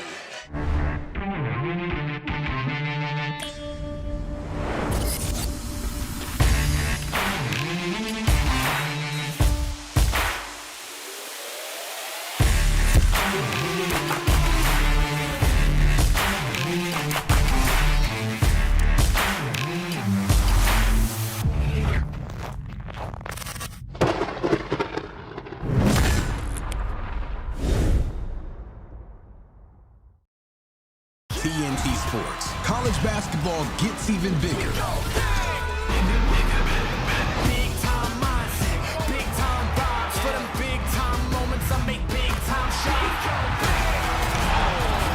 Big time jam. Everywhere we go, you know we go big. College basketball all season long on TNT and True TV. We go big. Welcome back from the timeout here on PRTC TV. Middlesboro leading OBI by 1, 51-50. We're down to 31.6 seconds here in the fourth quarter. Middlesboro's ball, OBI picking up full court. Got to stop the inbound play first off, and you can't get that.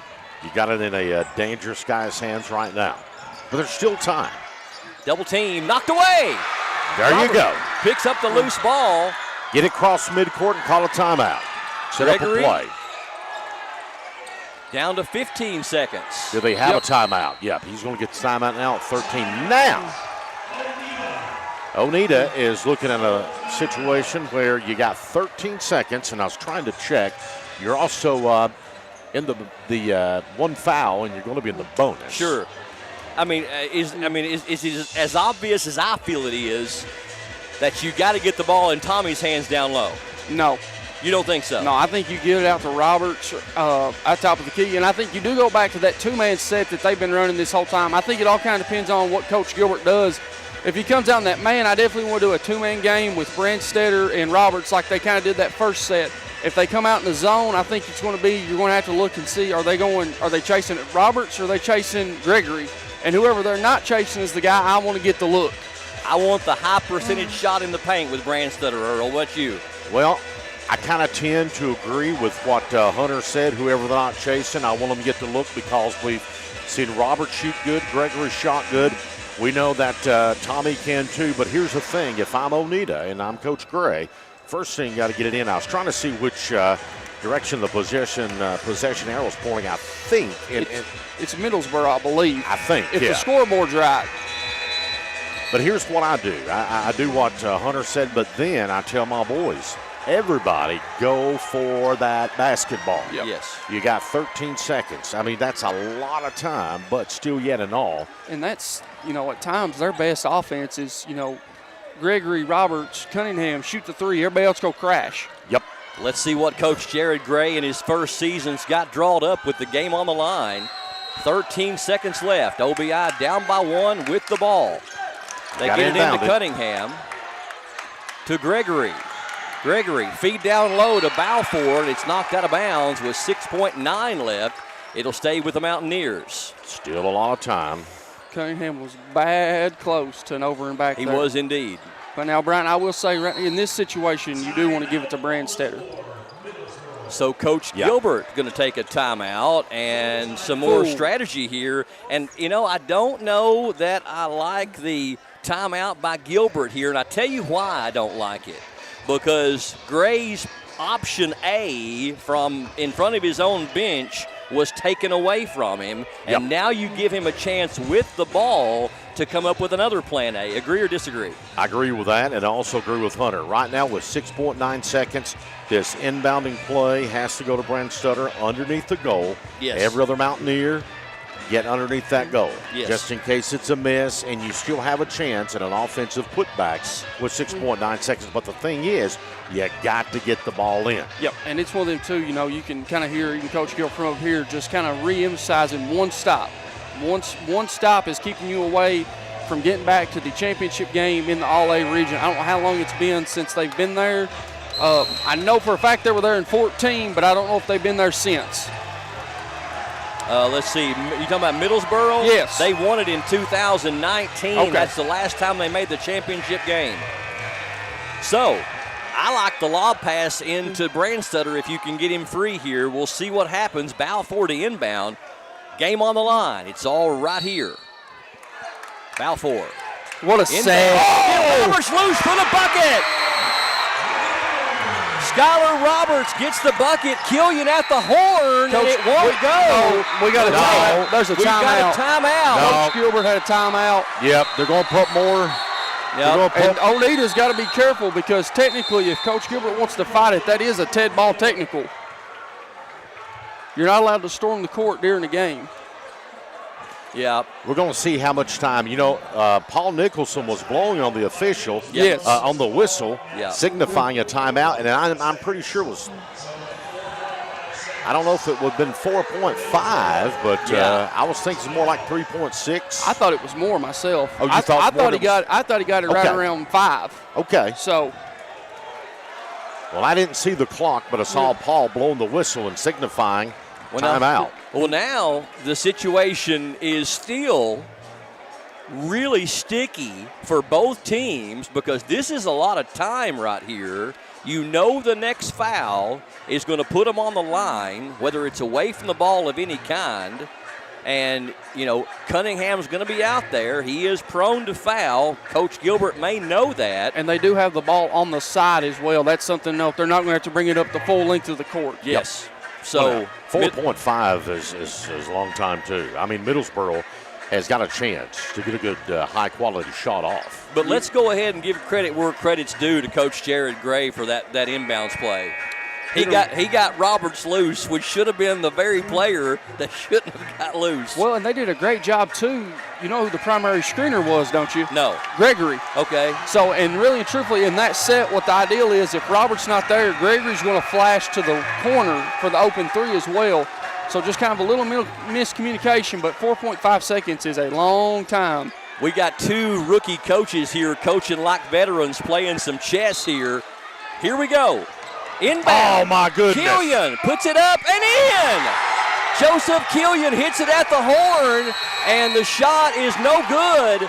And Middlesboro wins it at the buzzer, 53-52. What a great inbounds play by Middlesboro. Hunter Carroll's so excited, he's broken his headset. What a game, and it went down to the final second. The Yellow Jackets 53, Oneida 52. Congratulations to both teams. We'll come back and talk to our Advent Health of Manchester, Pulse Player of the Game, so much more, coming up next on PRTC TV.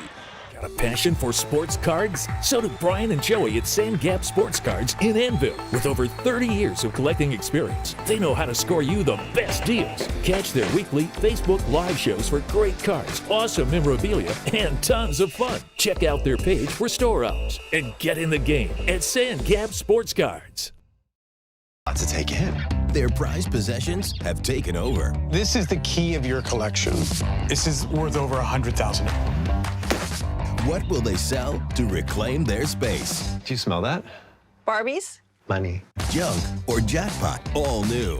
Friday at 9:30 on HGTV.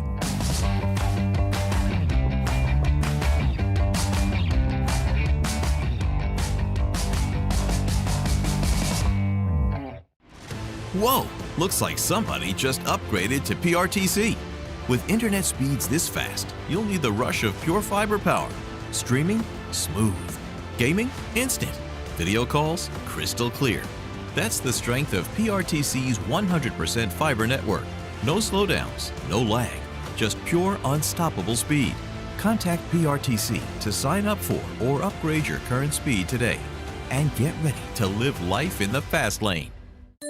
Hey, it's Kristen from Appalachian Wireless. We don't just sell 5G and wireless plans, we build them, we service them, and we've been laying the foundation for connectivity right here in our region for over 30 years. From the mountains to the haulers, this is the network built by the people who live here, work here, and believe in keeping our communities connected. Want to know how you can experience the region's best and locally owned network? Visit us at one of our retail locations today or head online to see all the ways we can help you stay connected. Because we're not just your wireless provider, we are you. We are Appalachian Wireless.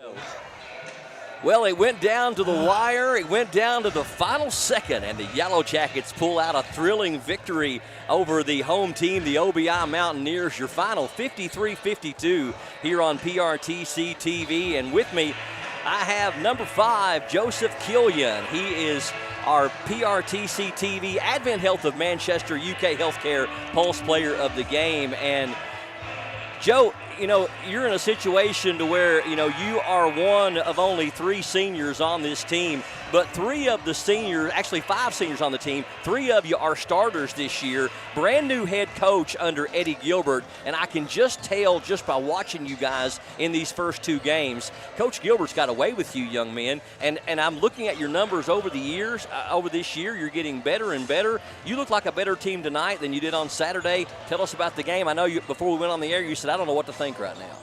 I mean, I thought we played a very good defensive game besides, like, the back stretch of doing turnovers and all that. But I think all around we played good. And, I mean, Eddie's a new coach, but I love him to death. He's been around this program for a long time, and I'm grateful to play with him. And he gave me the opportunity to score, put the ball in the hoop, and that's what we did. I got a chance to interview Coach Gilbert when y'all played on Saturday against Redbird, an easy win, won by 44 points. But he talked about the fact that he was on a 2009 team that was very good and did really good in the All-A and also defeated Harlan County. He said how special it would be for his first year coaching, you guys to come to the All-A. You know, how special is it for you to come here and win 2 games in a row at the All-A tournament you guys haven't won since 2019? Do you enjoy playing in the All-A? Oh, yeah, for sure. I mean, a lot of great teams in here, a lot of competitive small schools that don't really get the chance. And I think it was pretty fun. It's been a great journey. The final minute was really something else. OBI kept trying to come back. They tied the score a couple different times, and they honestly drew up a great inbounds play, got Roberts loose for a layup there to put them ahead by 1. Talk to us about that last play. What was Coach Gilbert drawing up? The home run ball to you? I don't think anybody was looking for it. Well, first I'm going to start with the OBI play. That is a beautiful setup play. We just didn't communicate, and they got the bucket. But then we hurried up, got in the huddle with Coach Gilbert. We trust him and everything he do because we go in this in practice all the time with the JV squad. So he set us up in a great position. I mean, I cut off. They double-teamed me. I made a move with my speed, and I don't even know how I hit that layup. I mean, I could have hit one all night, but I hit the one that mattered. Well, you had the tallest guy on the floor challenging the shot as well, and I know you're going to get a chance to see it on PRTC TV. You can check it out anytime on our Facebook and also our YouTube channel, but you had to high arc that shot off the glass. Do you even remember that part at this point? I don't know. I tried to draw the foul. They didn't give me the foul, and I don't know. I think I might have hit the top of the backboard. It was a really high arcing shot. Well, listen, you guys are 9-6 now, playing some of your best ball right now of the entire year. Go enjoy the win and get ready for tomorrow night and keep playing good basketball. I want to award you with the Advent Health of Manchester and UK Healthcare Pulse Player of the Game. You were the clutch performer for your team tonight, 12 points, and you had 8 of them in a very pivotal fourth quarter. Great game tonight, and congratulations. Thank you. All right, here you go, sir. You can lay that headset down right here and go enjoy the win tonight as Joe Killian and the Middlesboro Yellow Jackets pull out a thrilling victory over the home team, the OBI Mountaineers, by a final score of 53-52. Before we close out this broadcast, if we can ever get our emotions settled down from that one, are you ready to run off some numbers? Let's do it. We'll All start right. with OBI guys individual. Number 3, Aiden Gregory, had a game-high 19 points, followed by number 1, Skylar Roberts with 16. Number 24, Tommy Brandstetter, 10 points, 9 rebounds. And they were rounded out by number 4, Jaden Balfour with 4 points.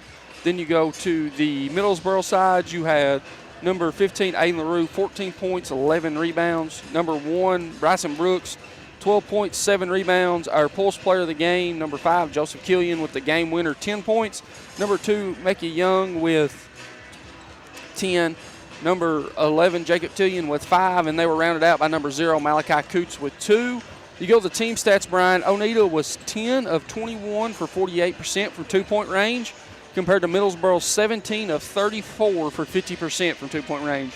Middlesboro was 5 of 22 from 3 for 23%, compared to Oneida's 9 of 22 for 41%. Oneida was 3 of 5 from the free throw line for 60%, compared to Middlesboro's 4 of 4 for 100%. Adding Middlesboro with 14 team assists compared to Oneida's 12. Oneida with 22 team rebounds compared to Middlesboro's 28. Middlesboro with 6 turnovers compared to OBI's 8. And, you know, you look at those stats, and they're awfully similar. Both teams shooting about 50% from the floor. OBI, the advantage on the three-point shooting, same number of attempts, but they make 4 more. And rebounding advantage, Middlesboro with 6 more. Assists and turnovers pretty daggone even. But you know what sticks out to me? Middlesboro did not take a free throw in the entire game till the fourth quarter. Young steps up and makes 2. Killian steps up and makes 2. They really hit them when they really mattered there at the end of the basketball game. Yeah, and I think, you know, the one thing that sticks out to me the most, Brian, is just kind of looking down, a deeper dive into the numbers.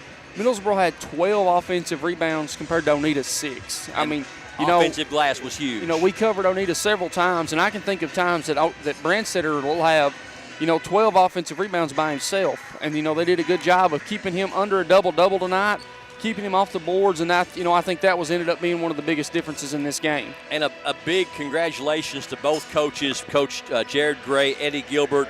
Really coached their hind ends off tonight in a great chess match between 2 coaches, and I really felt like both of them had a good game plan going in, and Middlesboro ends up executing there at the end to get the victory. That's a game right there, like you had mentioned during the broadcast. If they play it 10 times, they might go 5-5, and it came down to the last possession, and the best game we've had so far. 100%, Brian. I mean, it was just a great basketball game. And we got another great one coming up here in just a few moments.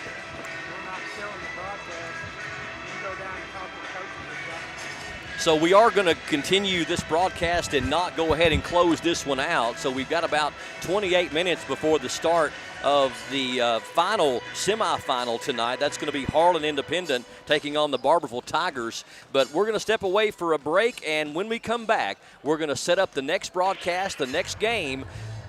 One of our finalists has already punched their ticket, and that's going to be the Middlesboro Yellow Jackets. They'll play tomorrow night at 7 o'clock for the championship game of the 13th Region Boys All-A Tournament, and they await the winner of Harlan and Barbourville, which are going to play next. Stay tuned, more to come here on PRTC TV. The best furniture sale of the new year is happening now at Kimber Home Furnishings. It's our first big event of 2026. We've got super low sale prices store-wide at Kimber's. On top of that, take your choice of an extra 10% off the lowest marked sale price on everything you buy, and up to 1 full year interest-free, or up to 5 full years interest-free. Only at Kimber's. Kimber makes it home. Hey, I'm Dan. I ruined my son's professional gaming career. He was big into Fort Blocks when he turned 31 and moved back here. He's building up. Boom, get him. He was in some sort of retirement when I was out back, so I put it in the fire pit. Boom, got him, I dead him. 14 plus. What? No! I'm tired of this. It was just a fire pit.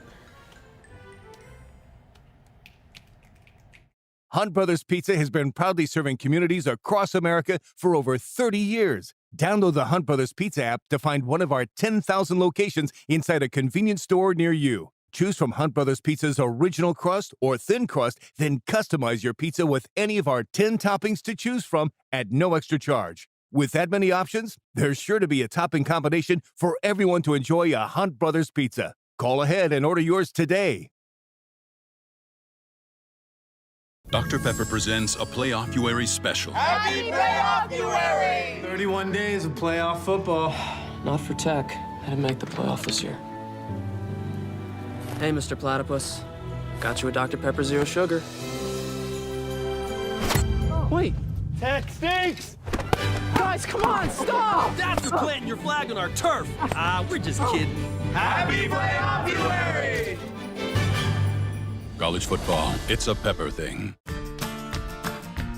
I believe in Kentucky. I believe in Kentucky. I believe in saying what you mean and sticking by your word. And giving more than you get. I believe good folks show up when times are tough. I believe in Made in America. I believe in small businesses. I am Kentucky. I am Kentucky. I am Kentucky.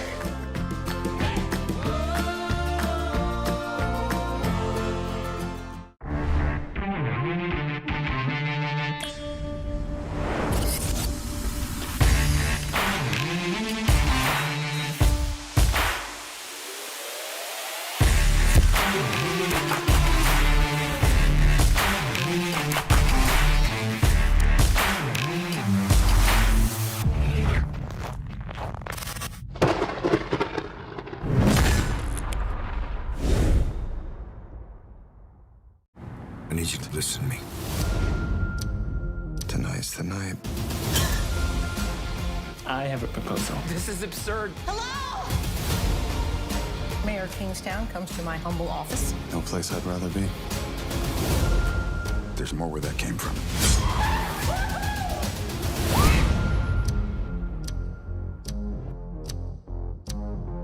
Watch Paramount Plus with Showtime now. As your local Touchstone Energy Cooperative, we wear many hats. We take pride in serving our members and our community by going the extra mile in everything we do. Because we not only work here, we live here.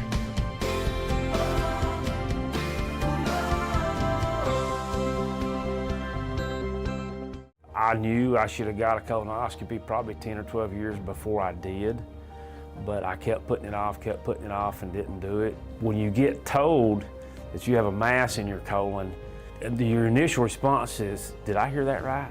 It's a rude awakening, especially when you go into a procedure like this and you're not having any symptoms. You feel great. It's just something you decided to do that you needed to do. It's definitely something that can change your life in a heartbeat. It turned out good for me that the mass was not cancer, but it was a jump ball there whether this thing would come back cancer or not. So I would encourage anybody, whether it be mammograms, PSAs, colonoscopies, or whatever, do your preventive checkups. I couldn't have asked for better care. They were caring and compassionate. I felt like I was being treated with family and friends, and I felt more comfortable being taken care of by people I knew. It's great that you have a facility like this in your hometown. I believe in Kentucky. I believe in Kentucky. I believe the good guys win. I believe in cops and firefighters. I believe in lending a helping hand. I believe tough times make strong people. I believe in insurance that's there in good weather and bad. I believe in sticking together. I am Kentucky. I am Kentucky. I am Kentucky. New phones, new tablets, new gaming systems. Christmas was great, until everything tried to connect to your Wi-Fi at once. If your internet can't keep up, it's time to upgrade. PRTC Broadband delivers the speed and reliability your home needs. Whether it's streaming, gaming, working from home, or all of it at the same time, don't let slow internet ruin your new tech. Contact PRTC to sign up for or upgrade your broadband today. If you like sports cards and memorabilia, you'll love Sand Gap Sports Cards in Annville. Can't make it to the store? No problem. Brian and Joey bring the region's best deals straight to you with their weekly Facebook Live shows. With over 30 years of collecting experience, every sale is packed with fun, excitement, and fan favorite finds. Follow Sand Gap Sports Cards on Facebook and get in the game. Home is more than a place. It's where your loved ones deserve to be. safe, and supported.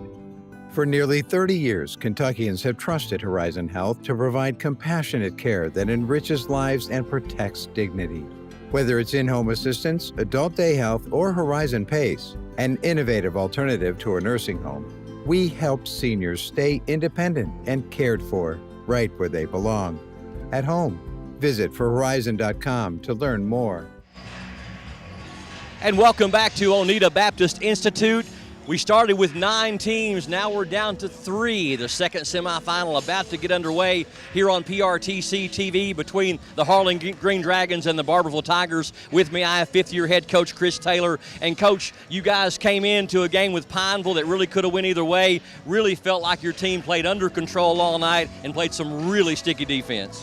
Well, we defend really well. You know, I think we kept at our pace the other night, and we kind of kept them at arm's length and was able to control the game for the most part through our defense. Talk to me about your players. You had an exceptional game from freshman Carter Deaton, knocked down 18 points, 4 3-pointers, a balanced scoring attack with Chase Wilder 13, Trace Wood with 10, but the freshmen really stepped up. Oh, listen, I told you when we were over at Jackson County a month ago, I got 2 freshmen are going to be heard of for the next 4 years, Noah King and Carter Deaton. They got an opportunity to be really, really good, and they work their butts off every day. I love coaching them.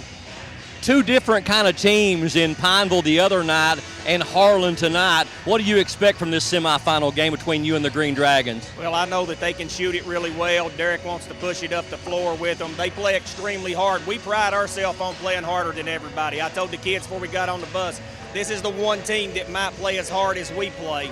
So we're looking forward to the challenge. The All-A, you guys are experienced in playing the All-A. You've won it a few times over the last several years.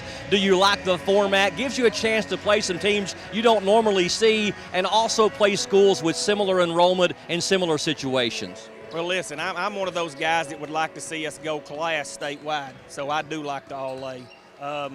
And it's great, you know, the small school atmosphere. You get over here to a gym like this is old school, like back when I played 100 years ago, and I just enjoy everything about it. Good luck to you, Coach, tonight. Thank you, Coach Taylor. Appreciate you. I'm going to go over and grab Coach Akale. Coach Akale, could I have you just for a second, sir? Got veteran coach Derek Akale, and did you tell me, is it 20 how many seasons now overall? I think it's 23 or 24. I'm not sure. They run together after so long. Yes. Kind of gets a little blurry, doesn't it? Yeah. You guys had a big win over Jackson County in the quarterfinal round by 15. It rolled up 80 points. Were you pleased with your boys' overall performance on Saturday? Yes, I think in Spurs we played the best ball we played all year on both ends of the floor. Talk to me about your big man down low, Kobe No. The Generals just didn't have an answer for him. Double-double, 28 and 11. I mean, he's been consistent all year with that type of play. We expect that out of him. He works hard every day. He's just improved so much over the last year and a half, and we're super proud of him. One thing about this All-A tournament, when you have 9 different teams from all over the 13th region, they're unfamiliar and every game's different. This opponent here in the semis is going to be a different ball of yarn than Jackson County and Barbourville. Yes, I mean, Barbourville, over the last, I want to say 5 to 6 years, we've been involved with them, playing against them in the All-A tournament. They're a really good, well-coached, disciplined basketball team, so I'm expecting a good game. Talking with Coach Taylor just a moment ago, he's got a lot of respect for you, but he said Coach Akale's really going to try to push this tempo. You guys play more up-tempo style basketball. A higher scoring game probably favors you all. Well, yes, but, they're kids, right? So they'll dictate what the pace is. I would like to play fast, but if they play slow, then we just got to be able to win it that way also. I know this tournament means a lot to you. I know you also like the All-A format. You guys won it 3 or 4 years in a row, actually 4 from 20 to 23. You love this tournament and would love to go back to Owensboro week after next. Yes, it's a great tournament for the small schools. We're just in the era now where it's hard to get to the Sweet 16 if you're a small school. So for us, and I'm sure for Barbourville, it means a lot, and both of us want to get there and represent our region. Coach Akale, I'll let you get to work. Good luck tonight. Thank you, sir. Coach Derek Akell and I actually said week after next. It's actually next week, the week of the 21st, that the winner of the game tomorrow night in the championship game will travel to Owensboro and represent the 13th region. Harlan Independent, the only school that we know of that's ever won it for the 13th region, and that's been some 30 years ago. We'll take a break and come back and set things up. Their second semifinal, the Tigers and the Green Dragons, coming up next on PRTC TV. A crouching figure right there. You two are getting a reputation at being very good at dealing with the bad. Go, go, go, push! Left, left, left!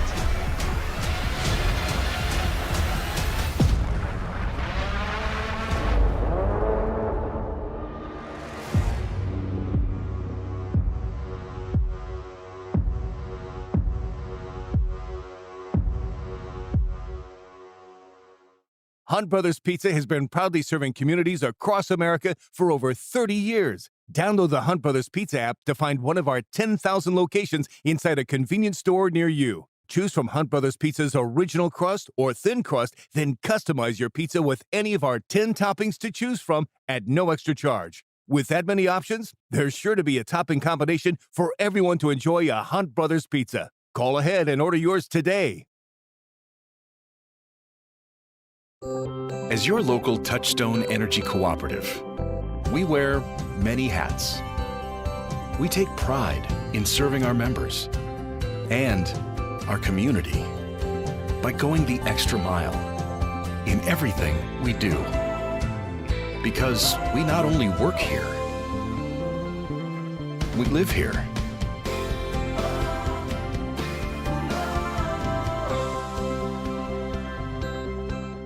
The best furniture sale of the new year is happening now at Kimber Home Furnishings. It's our first big event of 2026. We've got super low sale prices store-wide at Kimber's. On top of that, take your choice of an extra 10% off the lowest marked sale price on everything you buy, and up to 1 full year interest-free, or up to 5 full years interest-free. Only at Kimber's. Kimber makes it home. Hey y'all, I'm Laura. I've been splitting landlines, cable lines, internet lines, any kind of line you can think of for the past 30 years. My dad used to do the same thing. You could say I'm this group's true veteran. I still got a lot of work to do, so I'm trying to change.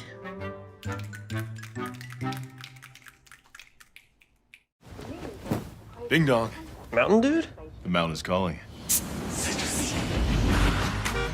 Give me a mountain with lots to do. Give me the sunshine, give me a dew. Something simple and true. All I need is sunshine and a cool, refreshing Mountain Dew. Give me the sunshine, give me a dew. There's so many great things about life in gig country, and PRTC is proud to be one more. A local internet provider with all the speed and reliability your family needs, backed by hometown service and support. Whether you need to just check email or power multiple Wi-Fi devices all over your home, we've got the right package for you. Stop by one of our friendly offices, give us a call, or visit us online to learn more. PRTC, your local internet connection. New year, new tech. Start 2026 connected with the latest devices from Appalachian Wireless. Upgrade to the powerful new iPhone 17 or the sleek iPhone 17 Air. Get more done with iPad A16 or stay connected with Apple Watch Series 11 or Ultra 3. And for the kiddos, the Explorer X6 Play, the smartwatch made just for kids. New year, new devices, and the service you trust. Right here at Appalachian Wireless. Visit us today at one of our many retail locations or online at AppalachianWireless.com. Because we are you, we are Appalachian Wireless. Well, one thing's for sure, when all is said and done tomorrow night, we are going to be crowning a brand new 13th Region All-A Boys champion that didn't win it last year or the year before. Pineville last year's champions, Williamsburg the year before, but it could be the team that won it 4 years in a row from 2020 to 2023, as they are one of 3 teams left standing. Welcome back to PRTC TV. We started with 9 teams this past Thursday night, and now we're down to 3 as Middlesboro is going to be in the final tomorrow night as they win a thriller over OBI in our first broadcast, 53-52. And now it's going to be Harlan, the Green Dragons, against the Tigers of Barbourville, looking to be the opponent for Middlesboro tomorrow night.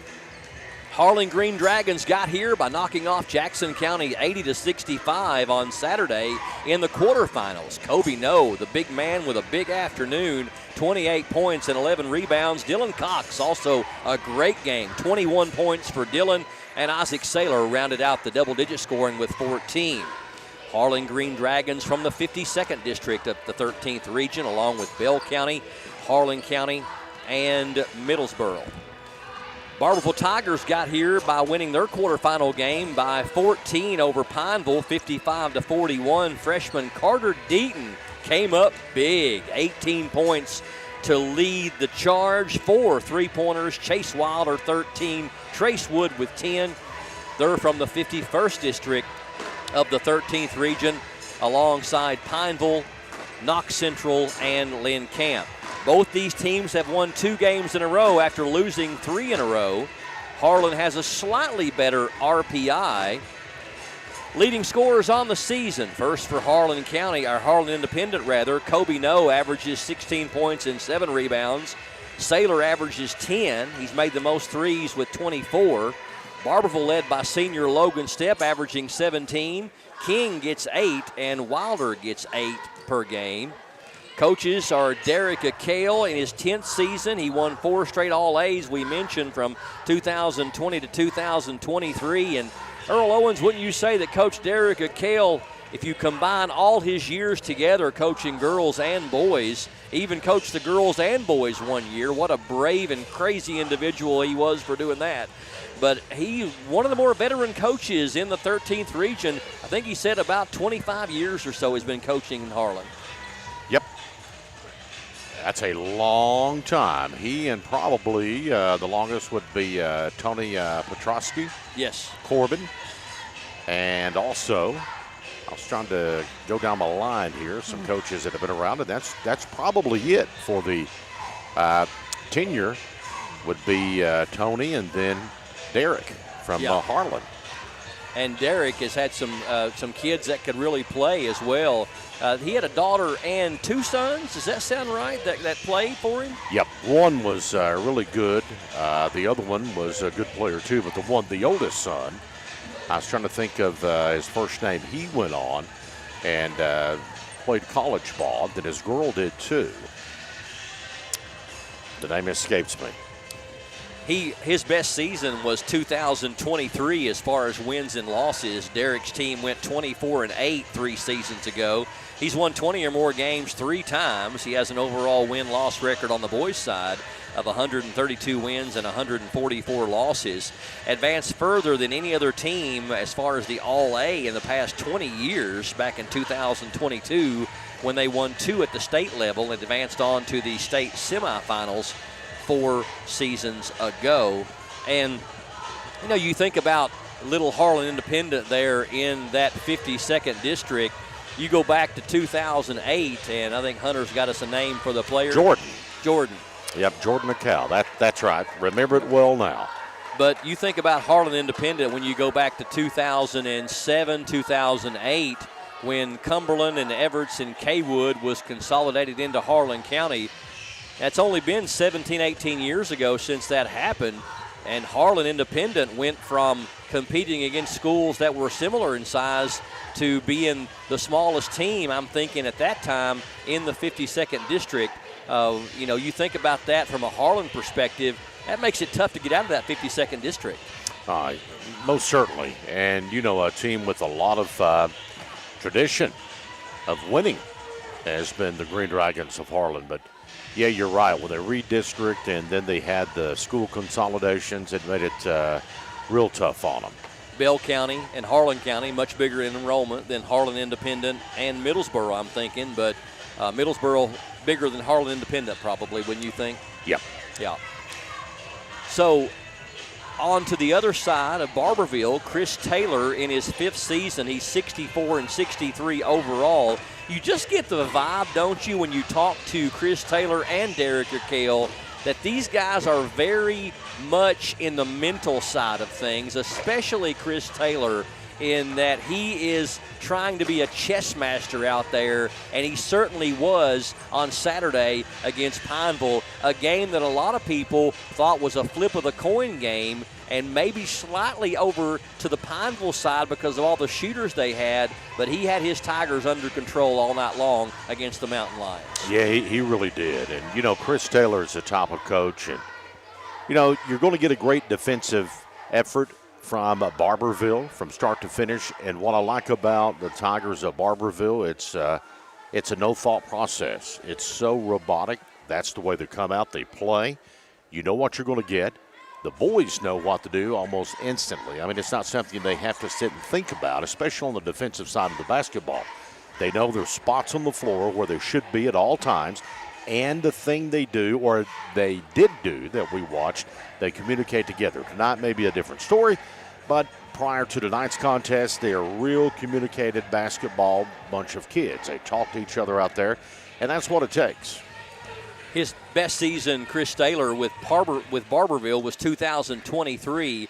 Finished 19-11 that year. Back in 2023, did Coach Chris Taylor's Barbourville Tigers. 32 meetings between these two schools since 1998. Barbourville does hold the upper hand, winning 20 of those 32. Harlan with 12 wins. However, the Green Dragons have flipped the script a little bit here recently in that Harlan has won the last 5 in a row. The last Barbourville win was in 2019. The last time these two teams met was almost exactly a year ago, January 9th. Actually, I'm sorry, almost 3 years ago to the date, January 9th of 2023, and that was in this same tournament, the All-A tournament. It was at Harlan, with Harlan winning it by 10, 70-60. Hunter Carroll, when you think about what the coaches told me before we went to our last break, Coach Taylor believes that Coach Akale is going to try to get up and down the floor with his shooters and turn this into a higher scoring game. But when you go over to Coach Akale, he says, well, yeah, we might want to push the tempo, but we're going to take what this team gives us. What are you looking for in tonight's game to try to get us our final finalist for Tuesday? I think it's going to kind of come down to me. You know, obviously I think Harlan Independent does want to run a little faster and probably play a little quicker than Barbourville does. But I think one thing that Barbourville did a really good job at against Pineville, because Pineville's kind of that similar. They want to run, they want to get up and down, things like that, is preventing the live ball turnovers. I think if Harlan Independent can force those live ball turnovers to kind of get in transition to play their game, jump out on Barbourville early where they almost kind of have to go to that level to be able to compete, it's going to be a favorite to Harlan. But it's one of those two. You know, Coach Taylor and his bunch do not commit a lot of live ball turnovers, so I think it's going to be really hard to kind of force that issue and things like that. Obviously, I think if you're Coach Taylor, you probably would like to limit Harlan Independent to probably 25 possessions for the whole game if you could, just to, you know, try to keep that score low. And like he obviously is fine and likes playing the game in the low 40s. I would think Coach Kale likes it more in the upper 60s and things like that. So it's really and truthfully going to be one of those, a tale of two teams and two different play styles. Earl, we saw Coach Taylor really frustrate Jackson County over at Jackson County High School and win a low-scoring game 47-41. Against Pineville, score a little bit higher, 55-41 they win. But Coach Chris Taylor seems to be the type of player that's going to study you as a team and try to make you uncomfortable and take away what you do best. Most certainly. I mean, that's where the defense comes in at, and that's where, again, you know, you pat those young men on the back for being able to carry out his thought process from the bench and the way that they play. They will make you uncomfortable. They will cause you to turn the ball over, and they'll take you out of your flow. And once you start thinking about what you have to do instead of feeling what you have to do, you're in trouble. Kobe No may be a really big part of this basketball game. Down there warming up right now, number 35, had 28 and 11 in the quarterfinal win over Pineville. Over Jackson County. He had a big game, and he may be a big factor in this down low. Harlan got some great shooters, and they have a good inside-out game. We'll see how it goes. We got two great coaches, two great teams in the final semifinal of the night. We're going to step away for a quick break. When we come back, we'll get our starting lineups and get the second semifinal underway. It is going to be Harlan and Barbourville next from OBI on PRTC TV. I believe in Kentucky. I believe in Kentucky. I believe in getting your hands dirty. I believe the best recipes are never written down. I believe in fried chicken, cornbread, and soup beans. I believe in the cards. I believe in cats. I believe in insurance coverage that helps you sleep at night. I believe in always carrying an umbrella. I am Kentucky. I am Kentucky.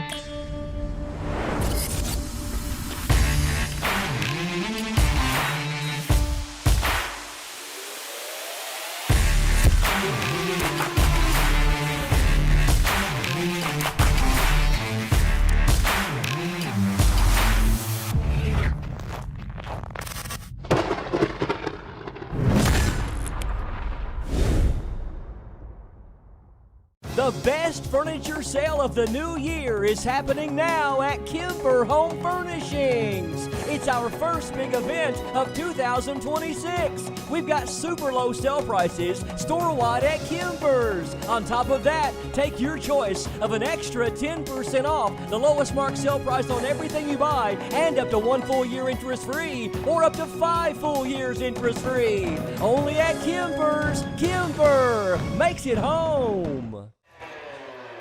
Basketball time from Oneida Baptist Institute.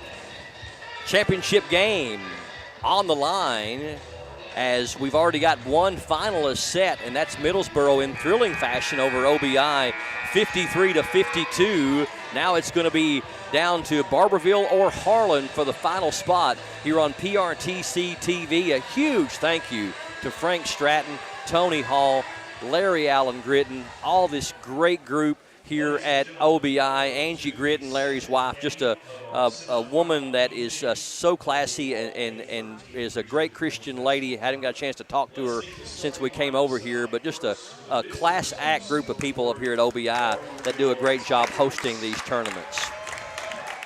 You're right. They've done an incredible job hosting. They have actually had water up here waiting on us, food up here waiting on us. Treated like kings. Snacks, oh, absolutely. Let's get our starting lineups. First of all, for the visitors on the scoreboard, that'll be the Barbourville Tigers, and under head coach Chris Taylor in his 5th season. They're going to start number 4, Logan Stepp, number 12, Chase Wilder, number 15, Trace Wood, number 14, Carter Deaton, and number 21 is Noah King. Now for the home team on the scoreboard, that's going to be Coach Derek Kale's Harlan Green Dragons.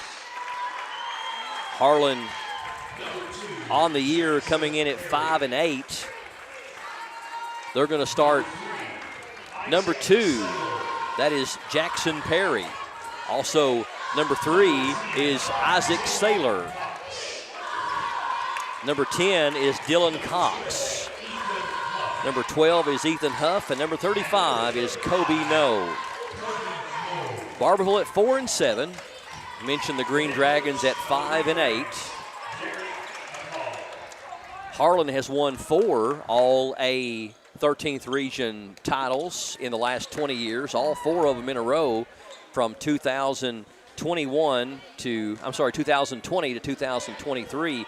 Barbourville has won 3 of them, 2006, 2011, and 2012, but it's been quite a while since Barbourville has won one. Thanks to John Henson for telling us that it goes back to the 89-90 season. That's when the All-A first began. Heard Coach Chris Taylor said he would like to see classes. Yes, I did. I heard that. High school basketball. That still could be a thing that is upon us. Tip is controlled by Harlan. And here with the play-by-play is Mr. Country Earl Owens. And the Green Dragons will set up shop already underneath the no. And knows what to do when he gets the rock that far down. Yeah, really nice pick there by Saylor to kind of make all that possible, Earl. Tigers with the basketball as they get it into their front court. And the dribble there is going to be Wilder. Nice cut to the bucket. Blocked in there by No. Rips the rebound down. Had his team up the court. To Cox to Saylor. Cross court. Penetration knocked away by Wilder. Wilder double teamed. Picked back up by the Green Dragons. That's going to be Perry. 2-zip. Harlan up on the No bucket. There's that defense we talked about. Barbourville's not going to give you a lot to work with. And that's how you bust it. Big three-point goal by Jackson Perry. I was going to say they're not going to give you a lot of length and a lot of room when they put the defense out there. You have to shoot quick. Perry did that time, and they lead 5-0. Penetrating a step. Cross-court pass to Wood.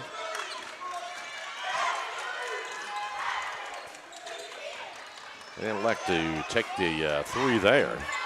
Heard Coach Taylor talking about King and Deaton. A couple of kids going to be around for many a year. And King is a little bit slow to get up. He was fouled going to the bucket, so he will go to the free throw line.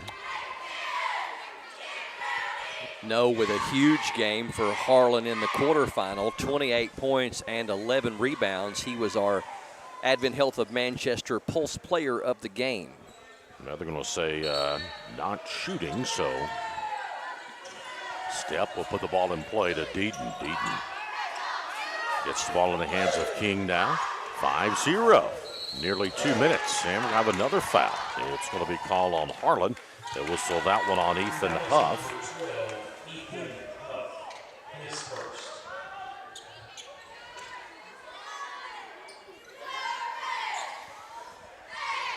So now Barbourville will put it in at the bench of Harlan.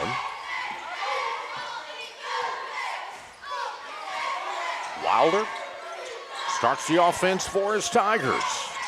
What of this one? Will take on Middlesboro, the championship, and Barbourville throws it away. Good drive to the bucket. Shots no good. Put back up and in by No. The hoop, the harm, and one for Kobe No. And Harlan opening up here. 7-0 lead, and No a chance to make it 8-0 lead. Yeah, and this is kind of the start that if you were Coach Southern Barbourville, you did not want to have, because it's obviously in the first couple minutes that it's been all Harlan's pace. Free throws up and good, but No. No's a smooth operator down there. And here's a near steal, but Deaton will save it. It comes to Wilder. Wood. He'll drive down. Wood spins to the basket. Layup off the glass, up and good. That's going to be the first bucket for the Tigers here tonight. Got to get a stop on the opposite end. Three ball rattles home for Dylan Cox. Cox had 21 in the win over Jackson County.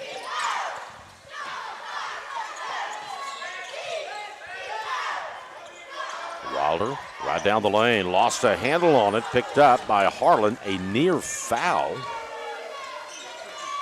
They'll let him play through it. Here's a long bomb. Saylor no good. Rebound. Deaton. Deaton, nice block out position there on No to secure the rebound. Barbourville down by 9. Wilder thought about the three, didn't go up with it. Spots Wood in the lane. He'll kick back up to Step and over to King. No on him. King down the lane, off the glass, no good. Rebound is going to be picked up by Perry. Saylor into the front court, or Perry rather, over to Saylor now.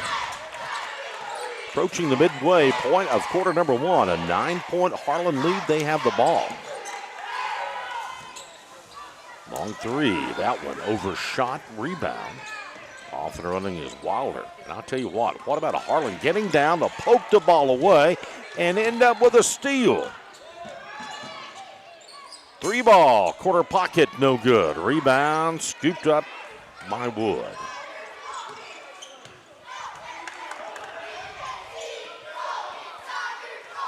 (11-2). The defense for Harlan right now just nasty, isn't it? Yes. It's one of them, too. You know, they don't care to sit down and play defense for 30, 45 seconds. Step. Kicks back on the wing to King. King bounces in the lane to Wilder. He'll cross-court it. Step takes it up and under off the glass. No good. A little too short on their layups down there.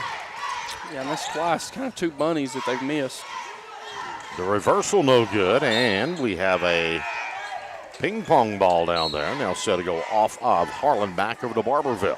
One of those unmeasurable stats a couple times down the floor for Barbourville. Number 35, Kobe No, has collapsed quickly on a couple of short shots that it almost appears he altered just by his presence moving toward the penetrator and the shot and made him fall short. He's very athletic, no doubt about it.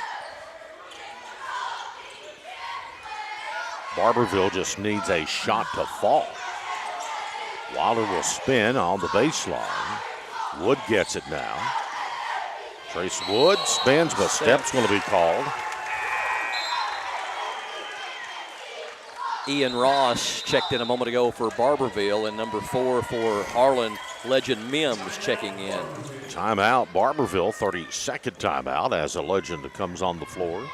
As your 89th District State Representative, Timmy Truitt continues to deliver real results for rural communities, supporting economic development in Eastern Kentucky, working to boost tourism funding, and is always trying to create new opportunities right here at home. Timmy will be fighting for you for 3 more years as he is unopposed in the 2026 upcoming election. Good to know he'll be representing us in the 89th in the upcoming sessions in Frankfort, paid for by Timmy Truitt for state representative. 11-2, Harlan County with the early lead, and we talked about Barbourville trying to make Harlan uncomfortable. So far, it's been the other way around. You're right. Harlan has done a better checkmate tonight. Mims with a basketball up to no. Man, I love the way they pass it. Step back 3 on the way, no good. Rebound Wood. Put up to Wilder. Wilder all the way up and under, no good. But a foul going to be called, and Chase Wilder should be at the free throw line. 11-2, a 9-point Harlan lead. Quarter number 1 from the All-A Classic. Second semifinal tonight. The winner of this one tomorrow night, 7:30 p.m. We'll meet those buzzing Yellow Jackets of Middlesboro. Wilder did not have the numbers. He was on a 1 against 4, but he had a head full of steam and got ahead of the defender and drew the block. Makes payday while shooting the first free throw. We'll have another one. It's airborne. It's good, too. That's down to 7 now. Mims with the basketball. And they're going to throw it away. Thought miscommunication that time. Looking down the floor, Jackson Perry for Harlan. And I think Mims was going to be the guy supposed to catch it, then get it across the timeline. Yeah, and then Mims kind of let it go there and thinking No was going to be the one that picked it up. Just kind of a mental mistake there. That's a good move. The shot's not going to fall for Step, but I tell you, that was a good move. He was open. You got to take it. Big 3 on the way. It doesn't fall. Last touch by Mims of Harlan.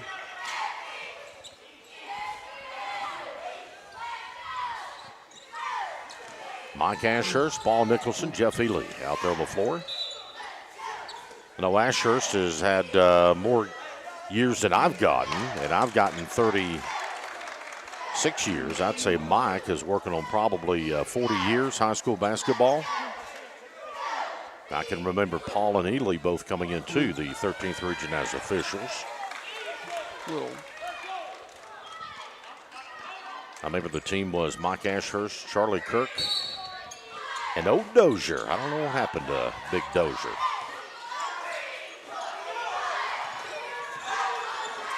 Step, lost it, picks it back up, swings over to Deaton. Deaton puts the ball back. Got a couple of substitutions, as you mentioned, in for Barbourville. Shot is up and in. Really nice jump step there by Logan Step to get his defender in the air and pivoted well. And Barbourville has got it to 5 and will have a bump foul, probably on Wilder, it would appear.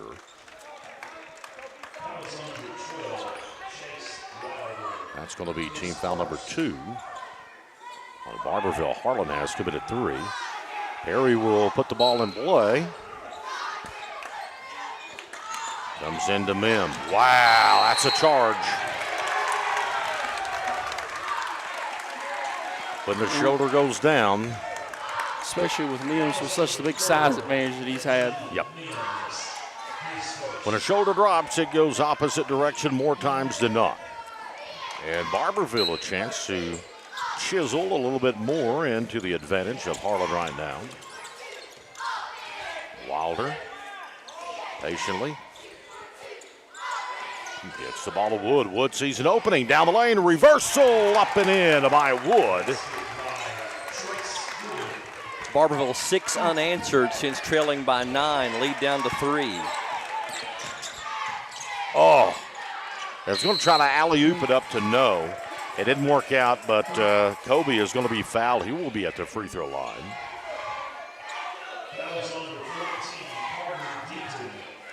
First on Carter Deaton and the team's third. Look at some of these names growing up. You look at number 35 there, and you name him Kobe. Do you think that you felt like he was going to play basketball? Probably. And then you look also at his teammate over here, number 4, and his first name is Legend. Yes. You knew he was destined for some sort of sporting activity, right? Absolutely, had to be. No, hits the first free throw. He will have another one here. It's up and it's good by no. Good soft touch by the big man. 3 of 3 from the line. He's got 7. The Legend is going to check out, get a breather, and back in for the Green Dragons is going to come Ethan Huff.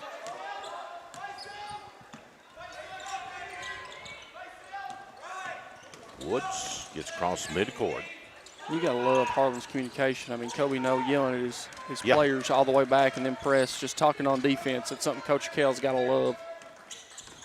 Communication is the key, and somebody's got to come to the ball, and finally Wood will come to it.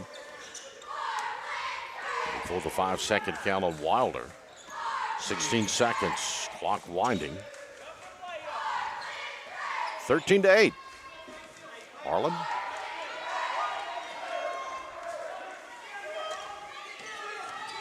Step will take it all the way. The nice floater doesn't fall. Rebound, no.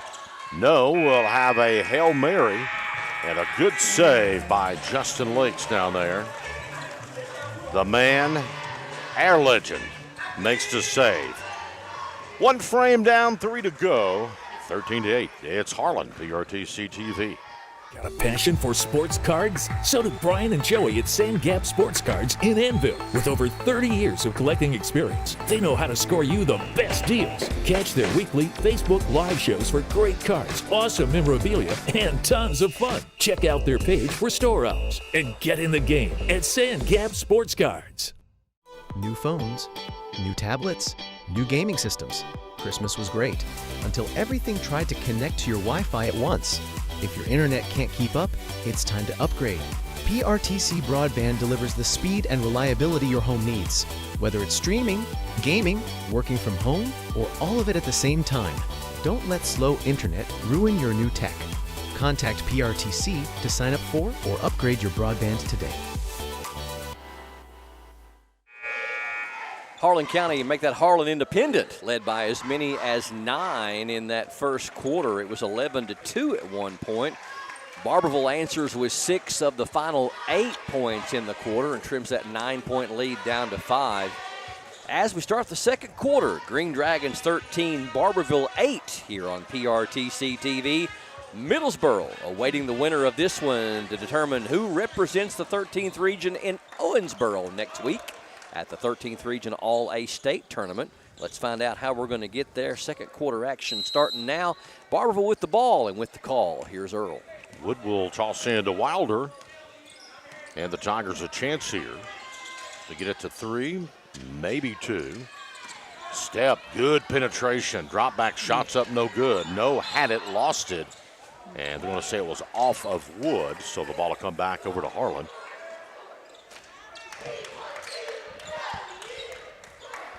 No is just a dominant force down inside on both ends of the floor right now. And only a sophomore is number 35. 8 sophomores on this team. Nice up and under shot rolls in there for Ethan Huff. Yeah, we talk about a lot of young talent across this region. This region is not going to be maybe down in the eyes of some this year, but it's coming.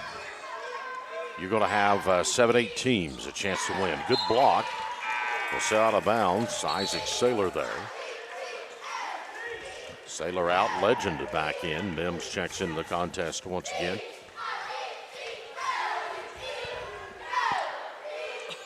You take the teams we've seen here with a lot of the youth, and you got Clay County with a lot of youth. Jackson County, same. Step gets the ball. They'll go up top. Penetration, drive, shots up, no good. Doesn't fall. Mims will get the rebound. That was Ian Ross for the Tigers. 15-8, 7-point advantage. They'll kick reversal up, no good by Mim, and off of Deaton out of bounds. Harlan keep possession of it. King is going to come back in, and coming out is going to be Wood for Barbourville. Nice catch and shoot and one for Mim.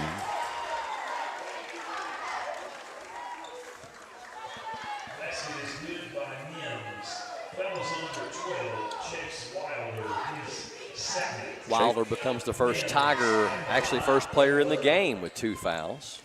Legend Mims at the line for the old-fashioned 3, 17-8.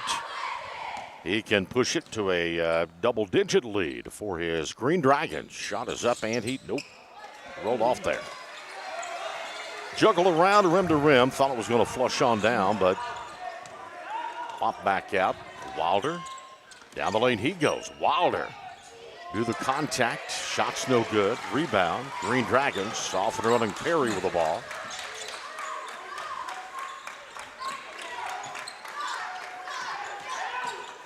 Good baseline Nice penetration, good block by Deaton. And yet another save by Justin Lakes. I'm telling you. We need to start keeping track of those because he might be up for some type of award. I think so. I'm thinking Rays. Noah's triple team passes off the glass. Shot is up and good by Cox. Presence of mind by Kobe No to recognize he had most of the team of Barbourville around him and to find Dylan Cox streaking to the basket. Well done by the Green Dragons. Biggest lead of the night so far for Harlan at 11. And they lose it. Picked up by Cox. Cox down the lane. Shots up no good. And we got a battle for the rebound. Deaton will have it. Foul. Will be called on Dylan Cox of Harlan. That will be number 1 on the Green Dragons. Barbourville with 1 in this quarter. One of those typical frustration fouls when you feel like you should have made a basket in transition, get a little bit emotional, a little bit aggressive, and more often than not, you either get the steal or you get a foul. That time the foul. 11-point deficit. Barbourville into the front court. They'll fish back inside to Wood. To Deaton. Deaton a 3. That one's off the mark, no good. Rebound picked up by the Green Dragons Saylor. Sailor over to Huff. Here's a long three, no good. Rebound knocked out of bounds. That's going to stay with Harlan. They're going to say last touched in there by Tiger Ian Ross. Barbourville almost has gone the first 3 minutes of the second quarter with no points, being outscored 6-0 in the second frame. No will kick it back down the lane. Shots up, no good. No, the board. It's no good, and Kobe No will go to the free throw line. 19-8, Green Dragons. First half of play. The other one of this one here will take on the Yellow Jackets of Middlesboro tomorrow night and the All-A 13th Region Championship ball game. Freebie 1. It's back of the iron and will pop off. No is going to have another one.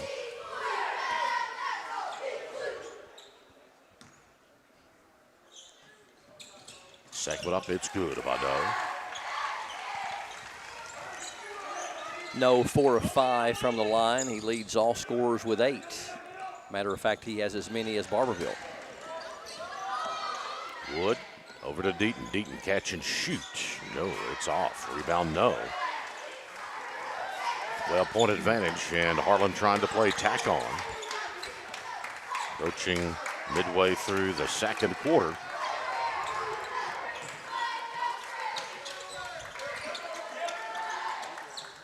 No. Kick stop. Mims will fire the trifecta. Up and good by Mims. Love the high basketball IQ of Kobe No. He doesn't force things. He lets the game come to him.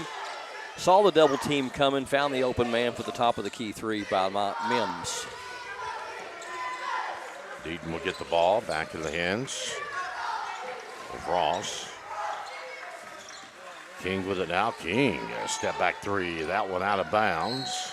Comes back over to Harlan. Right now, Barbourville just having a terrible time shooting the basketball. Really kind of struggling to find any kind of pace or any kind of thing. You know, they've been really upset by this Harlan Independent defense in this first half, guys.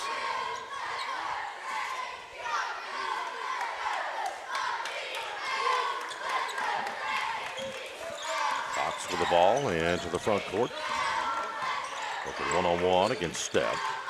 Mims will take it down. Mims, oh, beautiful bounce pass. No will lose it out of bounds, and it's going to stay with Harlan. I thought Step thought that it was going to be off of a Green Dragon, and he kind of protected the ball and let it sail out of bounds, but they're actually going to say it was last touched by the Tigers. So Harlan will inbound it. I think some of the Green Dragon players thought it was going to be Barbourville ball too. Long three. Sailor, it's up, and it's good. Barbourville will call a timeout.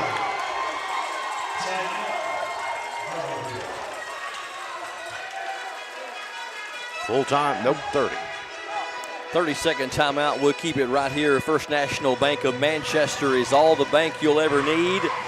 We're your hometown bank for all your needs, and you can find us everywhere.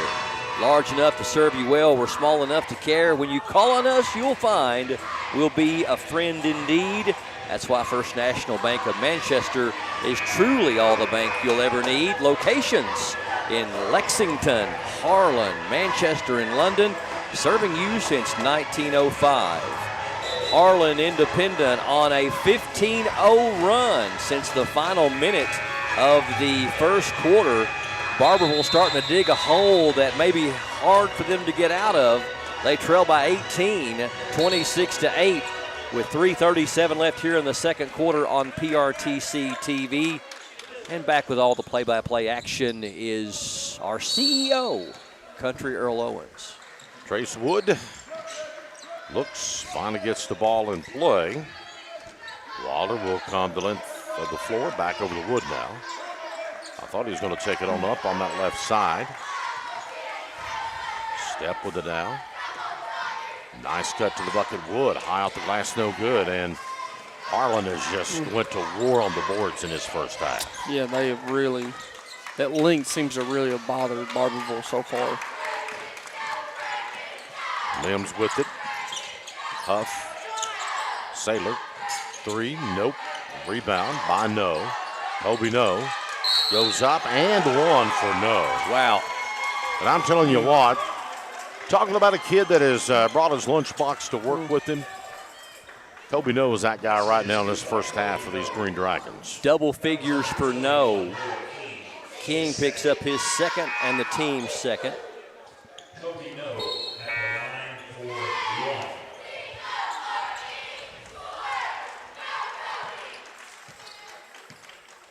We're talking about a game that was at one point was 11-8. This is a 17-0 run, now an 18-0 run by the Green Dragons. There's no connects on that one there. It's a 21-point advantage, Harlan.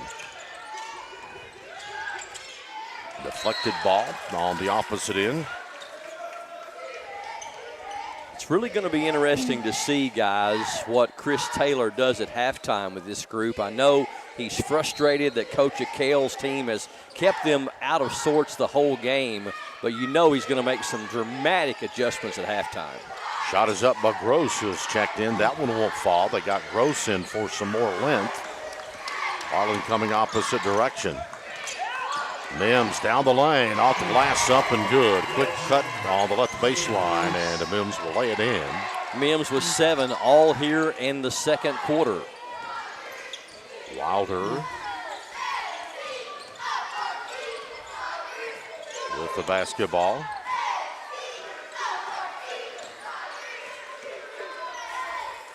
Over to Gross. Gross was stopped for a big three. That one off no good and out of bounds. Stays with Barbourville. Last touch in there by Harlan. We're talking about approaching 9 minutes, I believe, without a Barbourville point.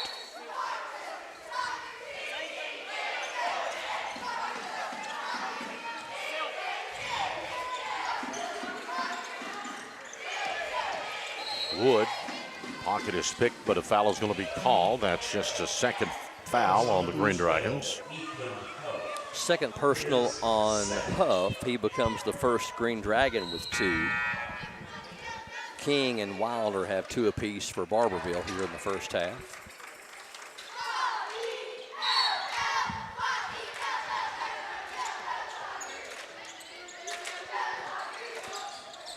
Wood will penetrate, double team, top of the key 3, Wilder, it's in and out, no good. Rebound put up no good by Noah King. Rebound this time by Chase Wood, no good. And again, here come the Green Dragons. Perry, nice pass over to Kobe. Charge going to be called though, wipe away the bucket. Again, Perry with the charge.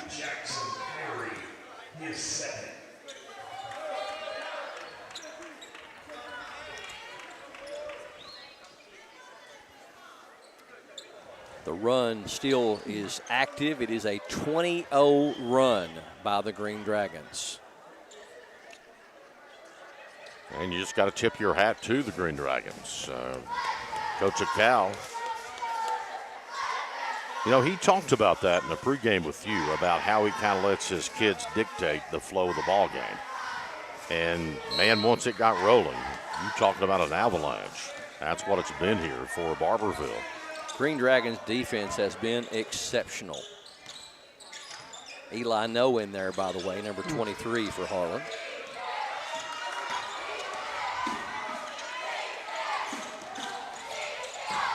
Down the lane step. Another block. Yep. Harlan had a hand on it.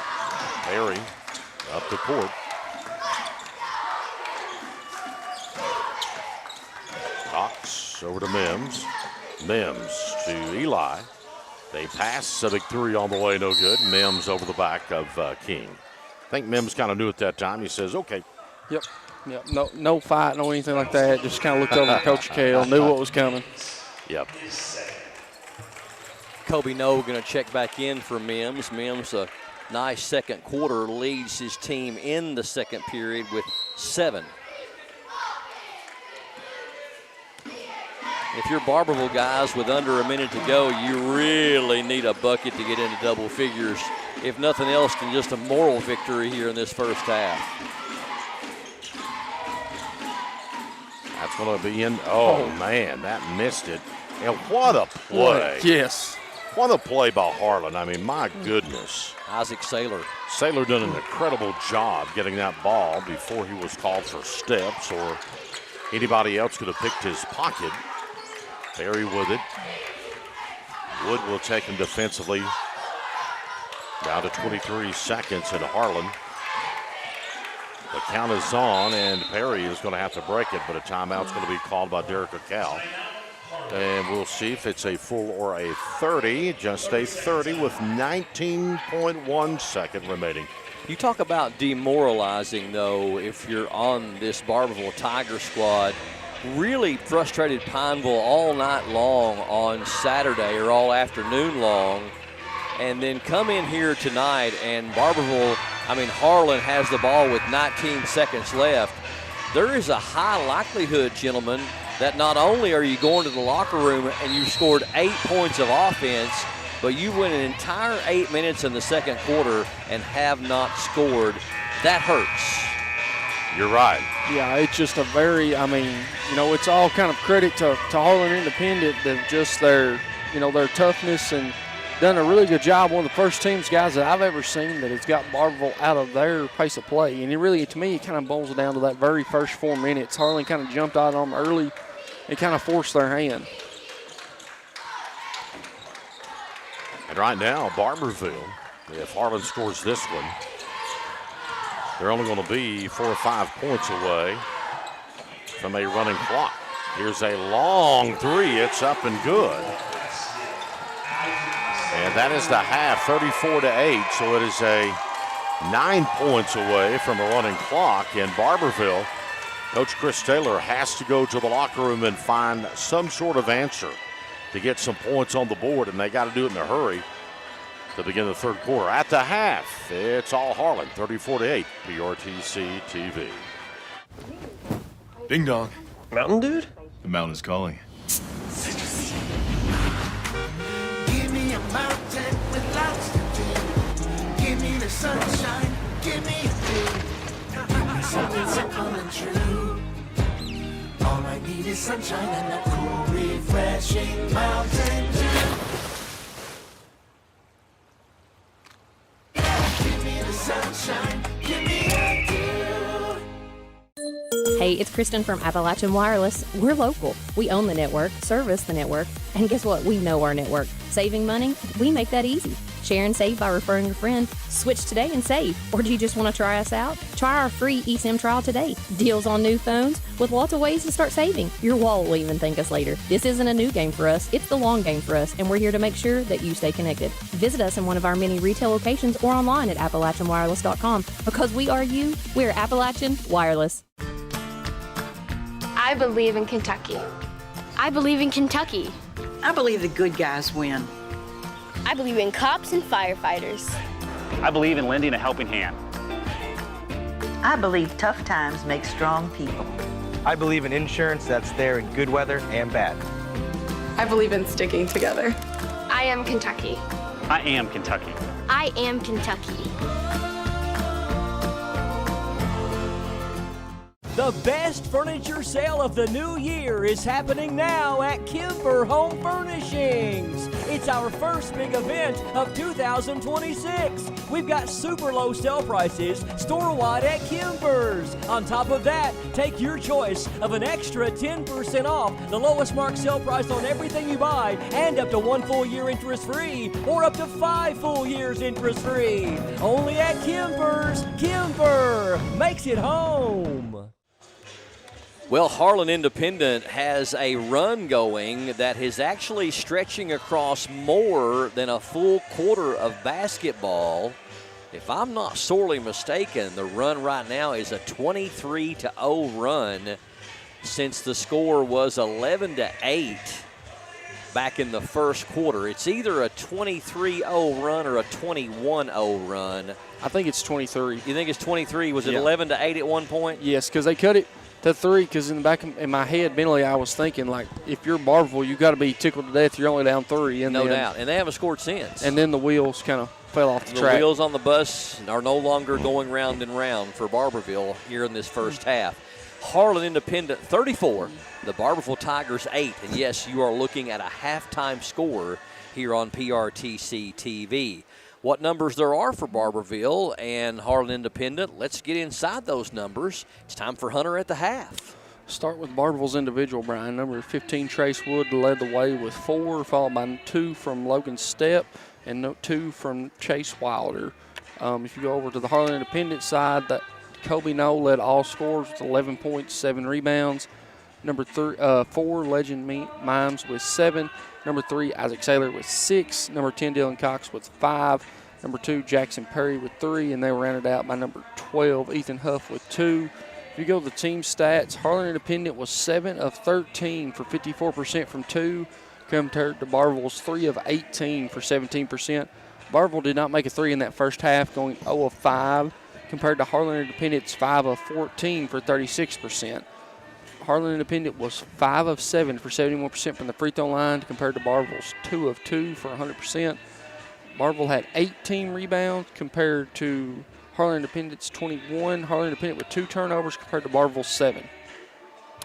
All right, so 7 turnovers and 8 points. What did Barbourville shoot from the floor in that first half?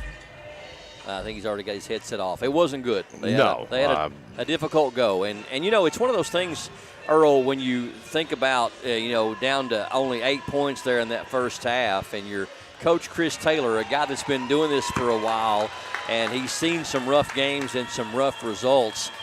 Are you just wiping the chalkboard clear and just saying, hey, we're going to go at this completely differently than we did in that first half and just have a whole new school of thought for that final 16 minutes? Because you're certainly not out of the game down 26, and you still got 16 minutes of basketball, but a whole lot of things have got to go right for the Tigers in that second half. Yeah, I think opening up on this third quarter, I mean, it's got to be all Barbourville from pillar to post, and they have to get out there and hustle and get some points on the board, basically. You know, you give up 34 points and a half. That's not terribly defensively. The defense has fought, but you got to get something to fall offensively, because if not, you're in danger of this thing really getting away. And Harlan moving on to play Middlesboro for the 13th Region All-A Classic crown. As you mentioned, next week in Owensboro. Beautiful city. That's a pretty good little drive from here, isn't it? It is a good drive. I was trying to think how long it took me. We went down for the KLC conference back a few months ago and spent a week, and it's like 4.5 hours maybe. Yeah, that's like other side of the states type stuff, you know. So, well, Davis County. Middlesboro awaiting the winner of this one as they won a thriller in the first semifinal game. Buzzer beater at the horn by Joe Killian. And Middlesboro won it over OBI 53-52. Middlesboro has not won the All-A boys tournament since back in 2019 when they defeated Harlan by 1, 54-53. So if this game holds true, it will end up being a rematch of that 2019 game when Middlesboro won by 1. So nothing doesn't change. That's where we're heading in this one. Our producer, Mark Selford, said that it took him 17 hours once to get to Owensboro, but he thinks he went the wrong way. I got you. Maybe he might have zigged when he should have zagged. He should have zugged to something. It might have been on foot, too. Yeah, I'll never will forget, kind of like me and a bunch of my buddies leaving Rupp Arena one night after concert, and Paul Burns said, "Give me them keys, boys. I know a shortcut." We ended up way over in Bourbon County. That was more of what we would call a long cut. Yeah, I said, Good job there, you know. What was the concert? I think it was the Kiss Psycho Circus Tour. I'm pretty sure. The Kiss Psycho Circus Tour. Okay. Yep.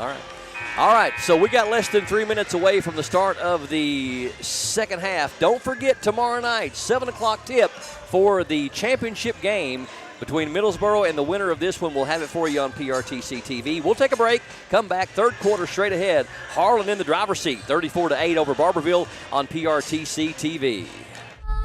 The neighbours have invited us over for dinner. I like Tommy. It makes my skin crawl. I saw this.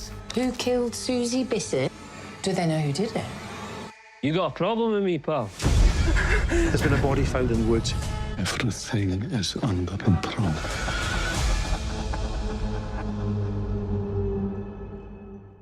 Watch Paramount Plus with Showtime now. We understand an upside-down world, but they're writing us off before we get to the starting line. A stalled generation? Who do you think is gonna fix all this? We will, because our future is the future. So we're going to build bridges and hospitals in a day and feed those left in the cold. We're going to do all this and more because we have an appointment with destiny.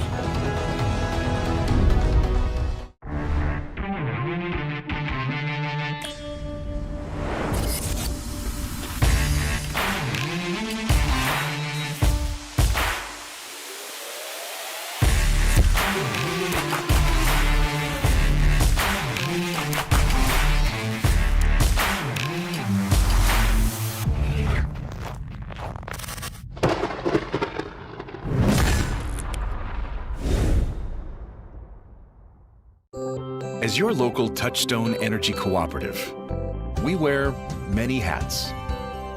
We take pride in serving our members and our community by going the extra mile in everything we do. Because we not only work here, we live here.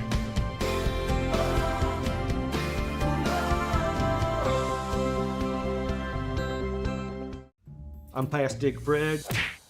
You see, my boys, they play baseball. They want to play in the backyard. So I took them out there to do some practicing, and well, he kicked that second base and it flew away. So I was like, I gotta get this steady for my son, for my boys. And I took a stake and I hammered it down. And well, didn't end so well.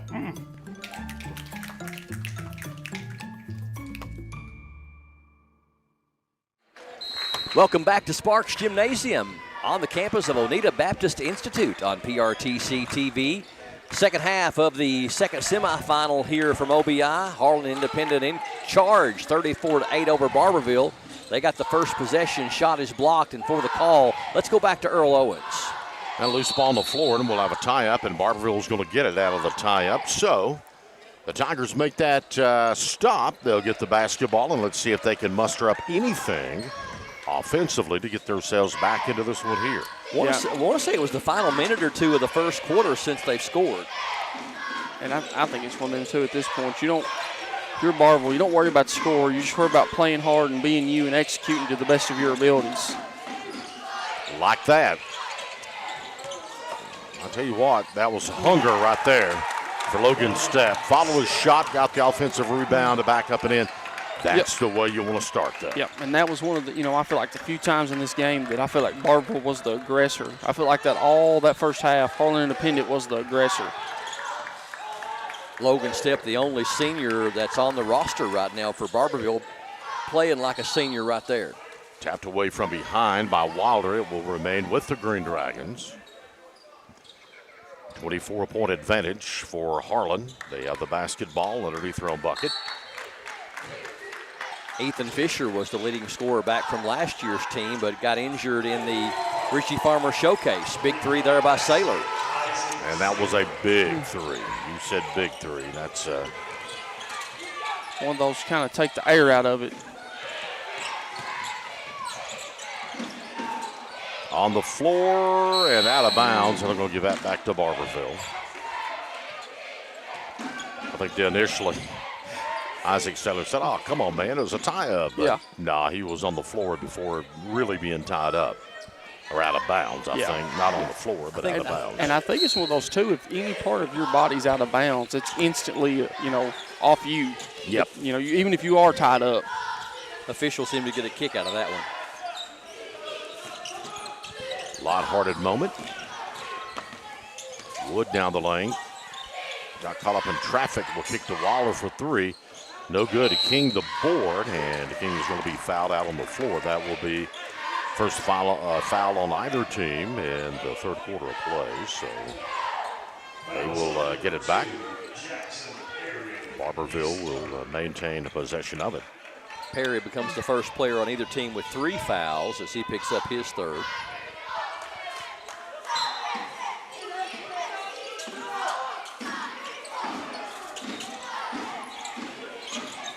Down the lane, nice little sweet jumper.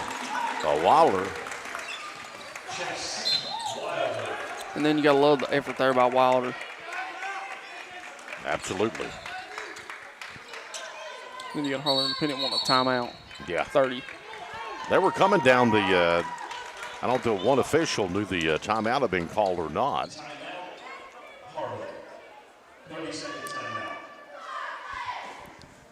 Representative Timmy Truitt never stops fighting for the families of Eastern Kentucky. He is our conservative voice in Frankfort. Stands as a leading voice for education, protecting our values, and also helping to cut state income tax. Timmy has proven he's leading us to make a difference, both principled and committed. Timmy Truitt, 89th District State Representative. He'll be running again here in 2026 unopposed, and we thank Timmy Truitt for his support of the PRTC TV broadcast. Paid for by Timmy Truitt for state rep. Barbourville off the scoring schneid as they get 4 points here in the third quarter and already halfway on their way to their entire point output for the first half. They're still down 25, and we go back to Earl for the play-by-play. Down. I thought he was going to take it all into the hole, but he'll kick out to no. And they'll go up top to Perry now. Now they'll feed the monster inside. No puts it on the floor. Good open three. Shot is going to be up and good by Saylor, and a good job by No to recognize his man over there on that wing, just perched, waiting for the ball. Anytime you can get a paint touch and kick it out for the open three, good things usually happen.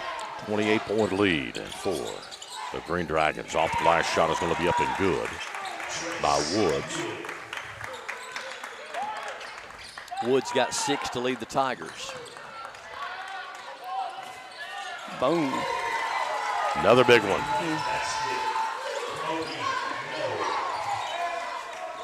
You've got a guy right there, Kobe Noe, and a sophomore that can beat you from just about anywhere. Yeah. All 3 levels score. Yes, he is. He's down the lane, shots up, no good by King. It just wouldn't fall, and Noah's going to get the board.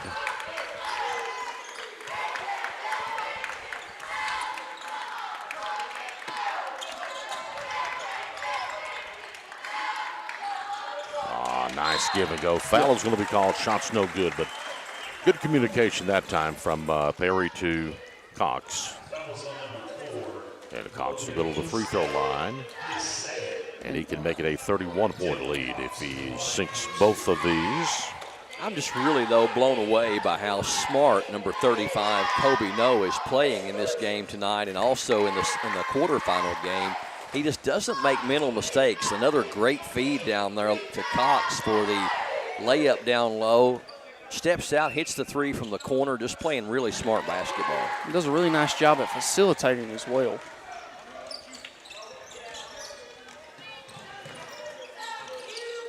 (45-14). The lead is 31, and here's a steal.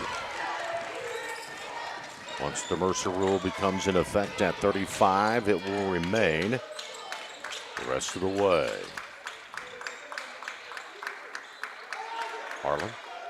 Oh, man. Wide open. Bluff three. It's up. It's good. That is the Ethan Huff. 4th three of the third quarter for Harlan. They have no two-pointers and have scored 14 points. Here's a steal and one, and your running clock will begin, gentlemen. I don't know if anyone anywhere would have an answer for Harlan right now tonight, the way that they have played. I mean, you talk about a team that has come in here and truly dominated in both games they've played. Yeah, they have just, and I think it all goes back to, their head coach, Coach Kell, when, Brian was talking to him on Saturday, just talking about how much this tournament means to them and their school and the small schools. Well, Harlan with more tradition, I'll say that, in the All-A tournament. look at them play defense, though. I mean, my goodness. Foul is going to be called, but they still out there gripping defensively, and going to the line is going to be Logan Stepp. Isaac Saylor's first personal, team second, and you're such a historian when it comes to basketball. Harlan, the only state champion in the All-A, the only one to win it 4 years in a row, and they've won more All-A's quite possibly than any other school in the 35, 36-year history of it. I know they've won 5 in the last 20 years. We know they won it at least 2 or 3 times in the 90s, so I would love to hear if Henson's still watching, if he can know he knows who's won the most since inception. I guarantee you John Henson knows.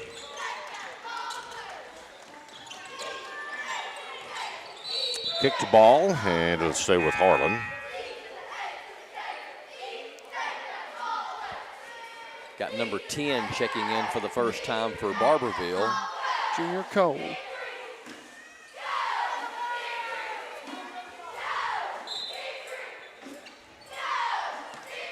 Vernon Cole, as Hunter mentioned, a freshman. Also in there, number 5, Ian Ross. Down inside. No, lost it, and it's going to be scooped up by Cole. Barbourville. Cole to King. Nice drive to the bucket by King. Shot doesn't fall, but he will go to the charity stripe.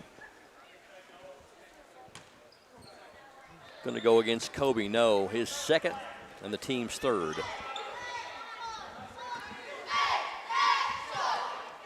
At the line is going to be Noah King. First one is up by King, and it's good. First point of the night for Noah King. King only a freshman. I believe just the 4th Barbourville player to score tonight. Yes. Second one up and good. Legend Mims checks in for Coach Akale.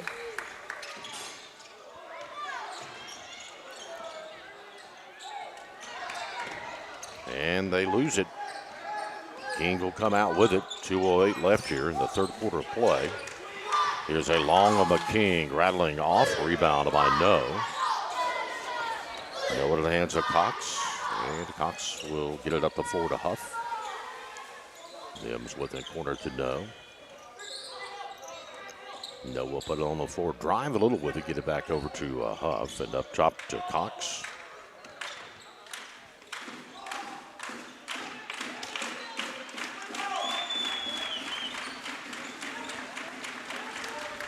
No. Mims with the basketball, back into No. No is going to take it down, easy bucket for the big fella. 16 for No to lead all scorers. Going to have a bump foul opposite end.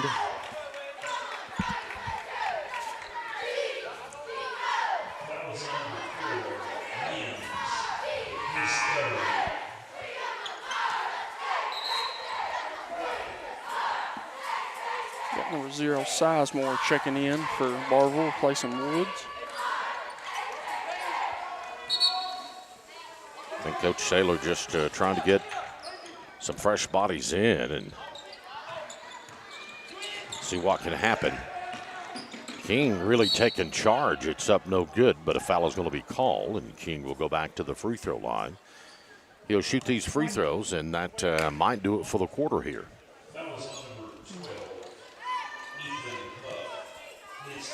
Nope, they're going to stop it at 29. Do they stop it under 30 seconds on free throws? Evidently. Because I feel like we've had a few situations like this. It seems like every time about 30. I didn't know that might be a rule, as Dylan Collins. That was an error on my part. I'm sure the folks in Harlan will forgive me. Colossal into the ball game. Mims has got it up top. Long three. That one over the backboard. Comes back to Barbourville, and they have a chance to get something here. Cole is going to push it, and we're going to have a whistle. They'll have to inbound the ball and not even going to have a chance to, I don't think, before the quarter expires. Yeah. They'll keep it here, and that will do it for the quarter. After 3, it's Harlan 53, Barbourville 18, PRTC TV. If you like sports cards and memorabilia, you'll love Sandgap Sports Cards in Annville. Can't make it to the store? No problem. Brian and Joey bring the region's best deals straight to you with their weekly Facebook Live shows. With over 30 years of collecting experience, every sale is packed with fun, excitement, and fan favorite finds. Follow Sandgap Sports Cards on Facebook and get in the game. Video gaming is a great way for families to have fun together. And PRTC's reliable internet and Wi-Fi is a game changer. Super fast download and upload speeds up to 1 gig. And GigaSpire whole home Wi-Fi power today's most exciting games on consoles, handhelds, even VR headsets with no lag or buffering. Contact PRTC and level up to game-changing internet and whole home Wi-Fi today. Welcome back to Oneida Baptist Institute, Sparks Gymnasium here on PRTC TV. 53-18, Harlan Independent running away with this one. They outscored Barbourville 19-10 there in that third quarter. And to show you what a hole Barbourville had dug for themselves, they had more points in the third quarter than they did in the entire first half, but still face a running clock here in the fourth quarter. Here's Earl Owens with all the play-by-play. Ball comes into Mims. He will take it up the floor. Feeds down to No. No the basketball. Collins back up to Mims now. The legend between the leg dribble.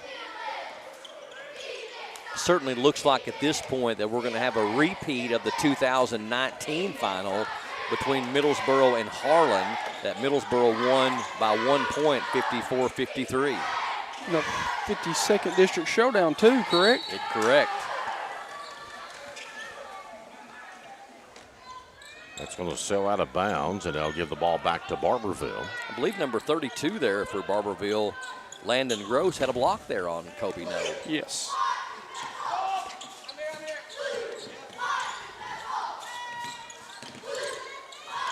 Shot from the free throw line, rattling, rebound No. No to Mims into the front court. 53-18. Good drive. Pocket is picked by Barbourville, and the foul is going to be called. Getting the steal that time for the Tigers.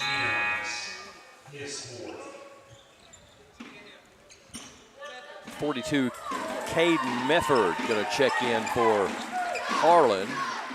Kobe No probably checking out for the final time tonight with his 16 points. King will take it down inside, has the ball stolen away by Collins. It's loose on the floor, picked up by Eli No.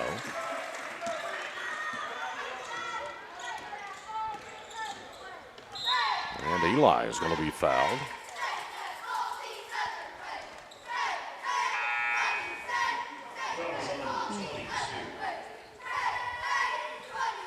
Landon Gross picks up the foul for Barbourville, his first, team's first. And then number 33, Noah Gross, going to check in.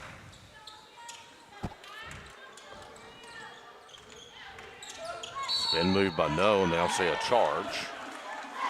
Give the ball back over.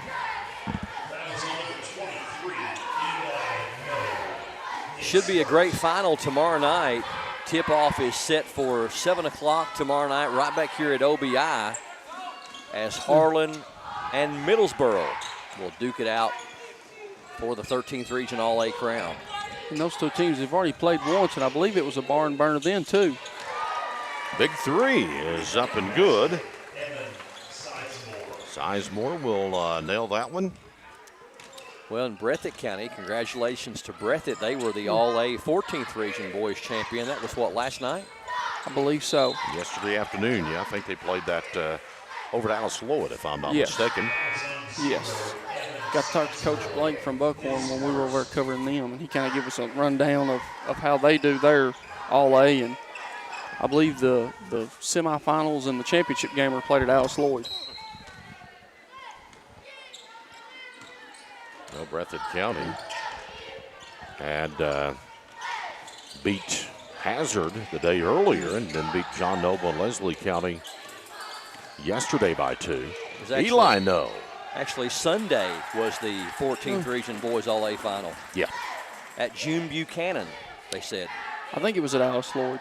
Was it? Yeah. That's where June Buchanan plays, too. Okay. Yeah. I don't know if they have built a new one or not, but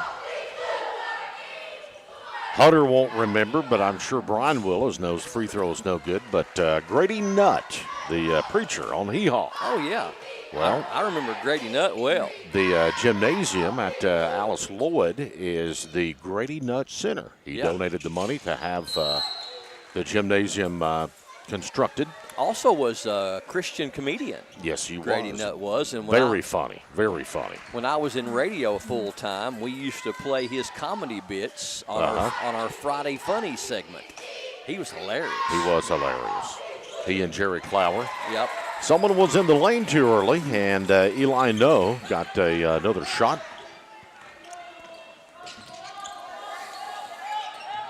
No looks like my former lead guitarist after he'd been to the barber. Hey, how about that? I didn't expect that at all. Gross with the basketball to Gross, brother to brother. Shot is up and good. I believe that was Wilder on that one. Number 22, Wilder. Yep. It was Wilder. My bad. The younger Wilder, I guess.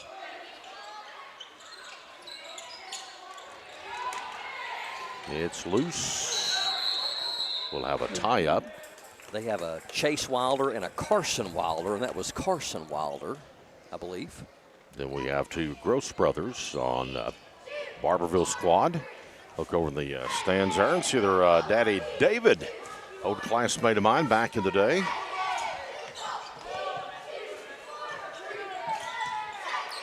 Long 3 by Sizemore is going to be good. It's a 4-point play by Sizemore. One thing we can say about Barbourville's number 0, Evan Sizemore, is he can shoot the basketball.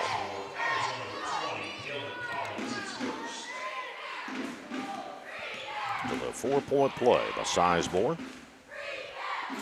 First one is up. Nope. I should say the one was up.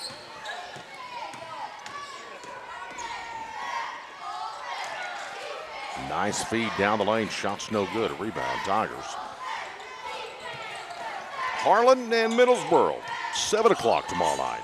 Not 7:30. I think I said 7:30 earlier, but it's 7 o'clock tomorrow night.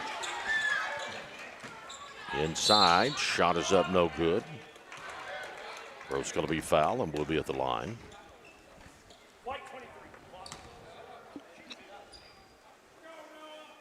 Freshman Noah Gross going to the free throw line, number 33.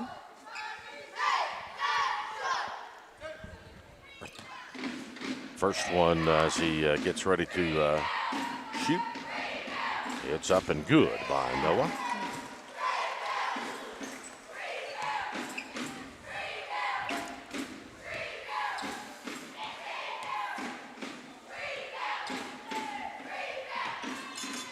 The second one will rattle off, and Collins will get to rebound.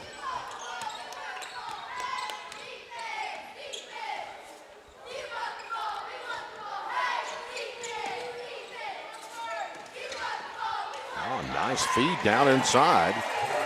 Shot is put up and good by Braxton Rowe. Nice give and go there with Medford and Rowe.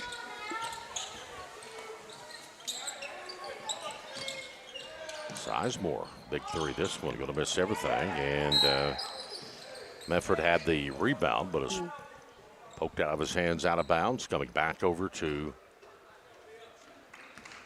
Harlan. They'll maintain with clock winding out here tonight. 56-27 your score. And all Harlan this evening. Medford with it up top. He'll drive to the right side. Backdoor pass comes in. The leader will not fall. Rebound off to the Tigers.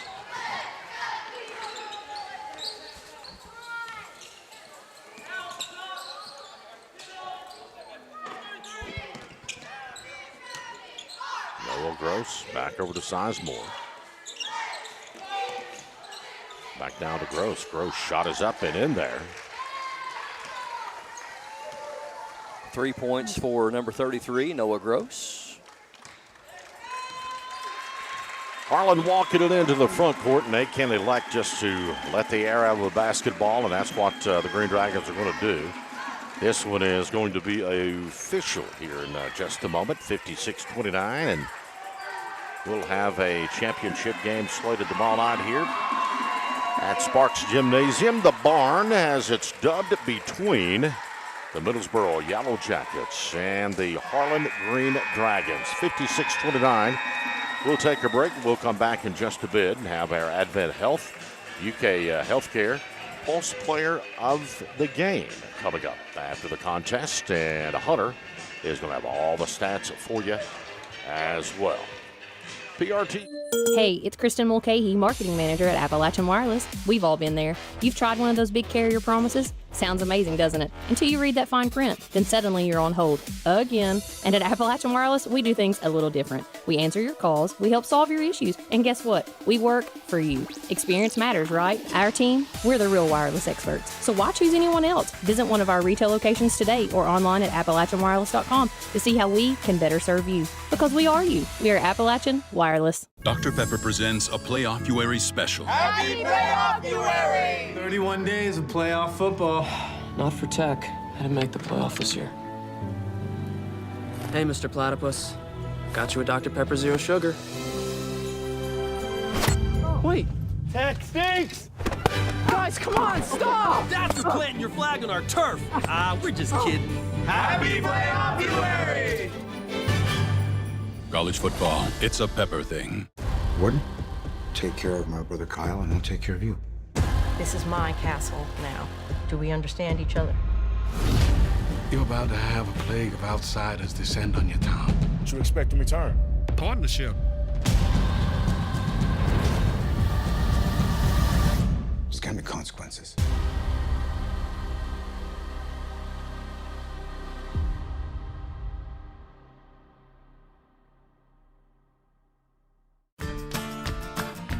I believe in Kentucky. I believe in Kentucky. I believe in small town values. And mom and dad and the things they handed down. I believe some of the best people in the world are farmers. I believe in insurance that protects families, homes, and cars. I believe in always finding a way to do what you love. I am Kentucky. I am Kentucky. I am Kentucky.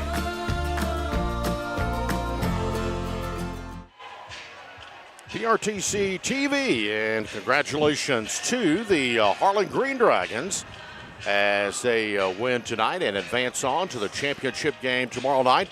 7 o'clock tip time. We'll be playing a district foe in the Middlesboro Yellow Jackets, and our Advent Health Pulse Player of the Game, along with UK Healthcare, is Isaac Saylor. And we do want to say congratulations to you, Mr. Isaac, for a good game tonight. There we go. Let's get that microphone down a little bit lower so everyone out there can hear those wonderful pipes come out. A big, big ball game by you and your Green Dragons tonight. You know, the pregame, we kind of talked about the way you all played Saturday, the way Barbourville played. Barbourville and you guys both kind of run a systematically defense, but I think Coach Derek Cal said it best in the pregame. He said that he kind of lets you fellas dictate the ebbs and flows of the ball game and how the game is going to be played. And tonight, I'm telling you, you had one of the best ball games that's been played down here.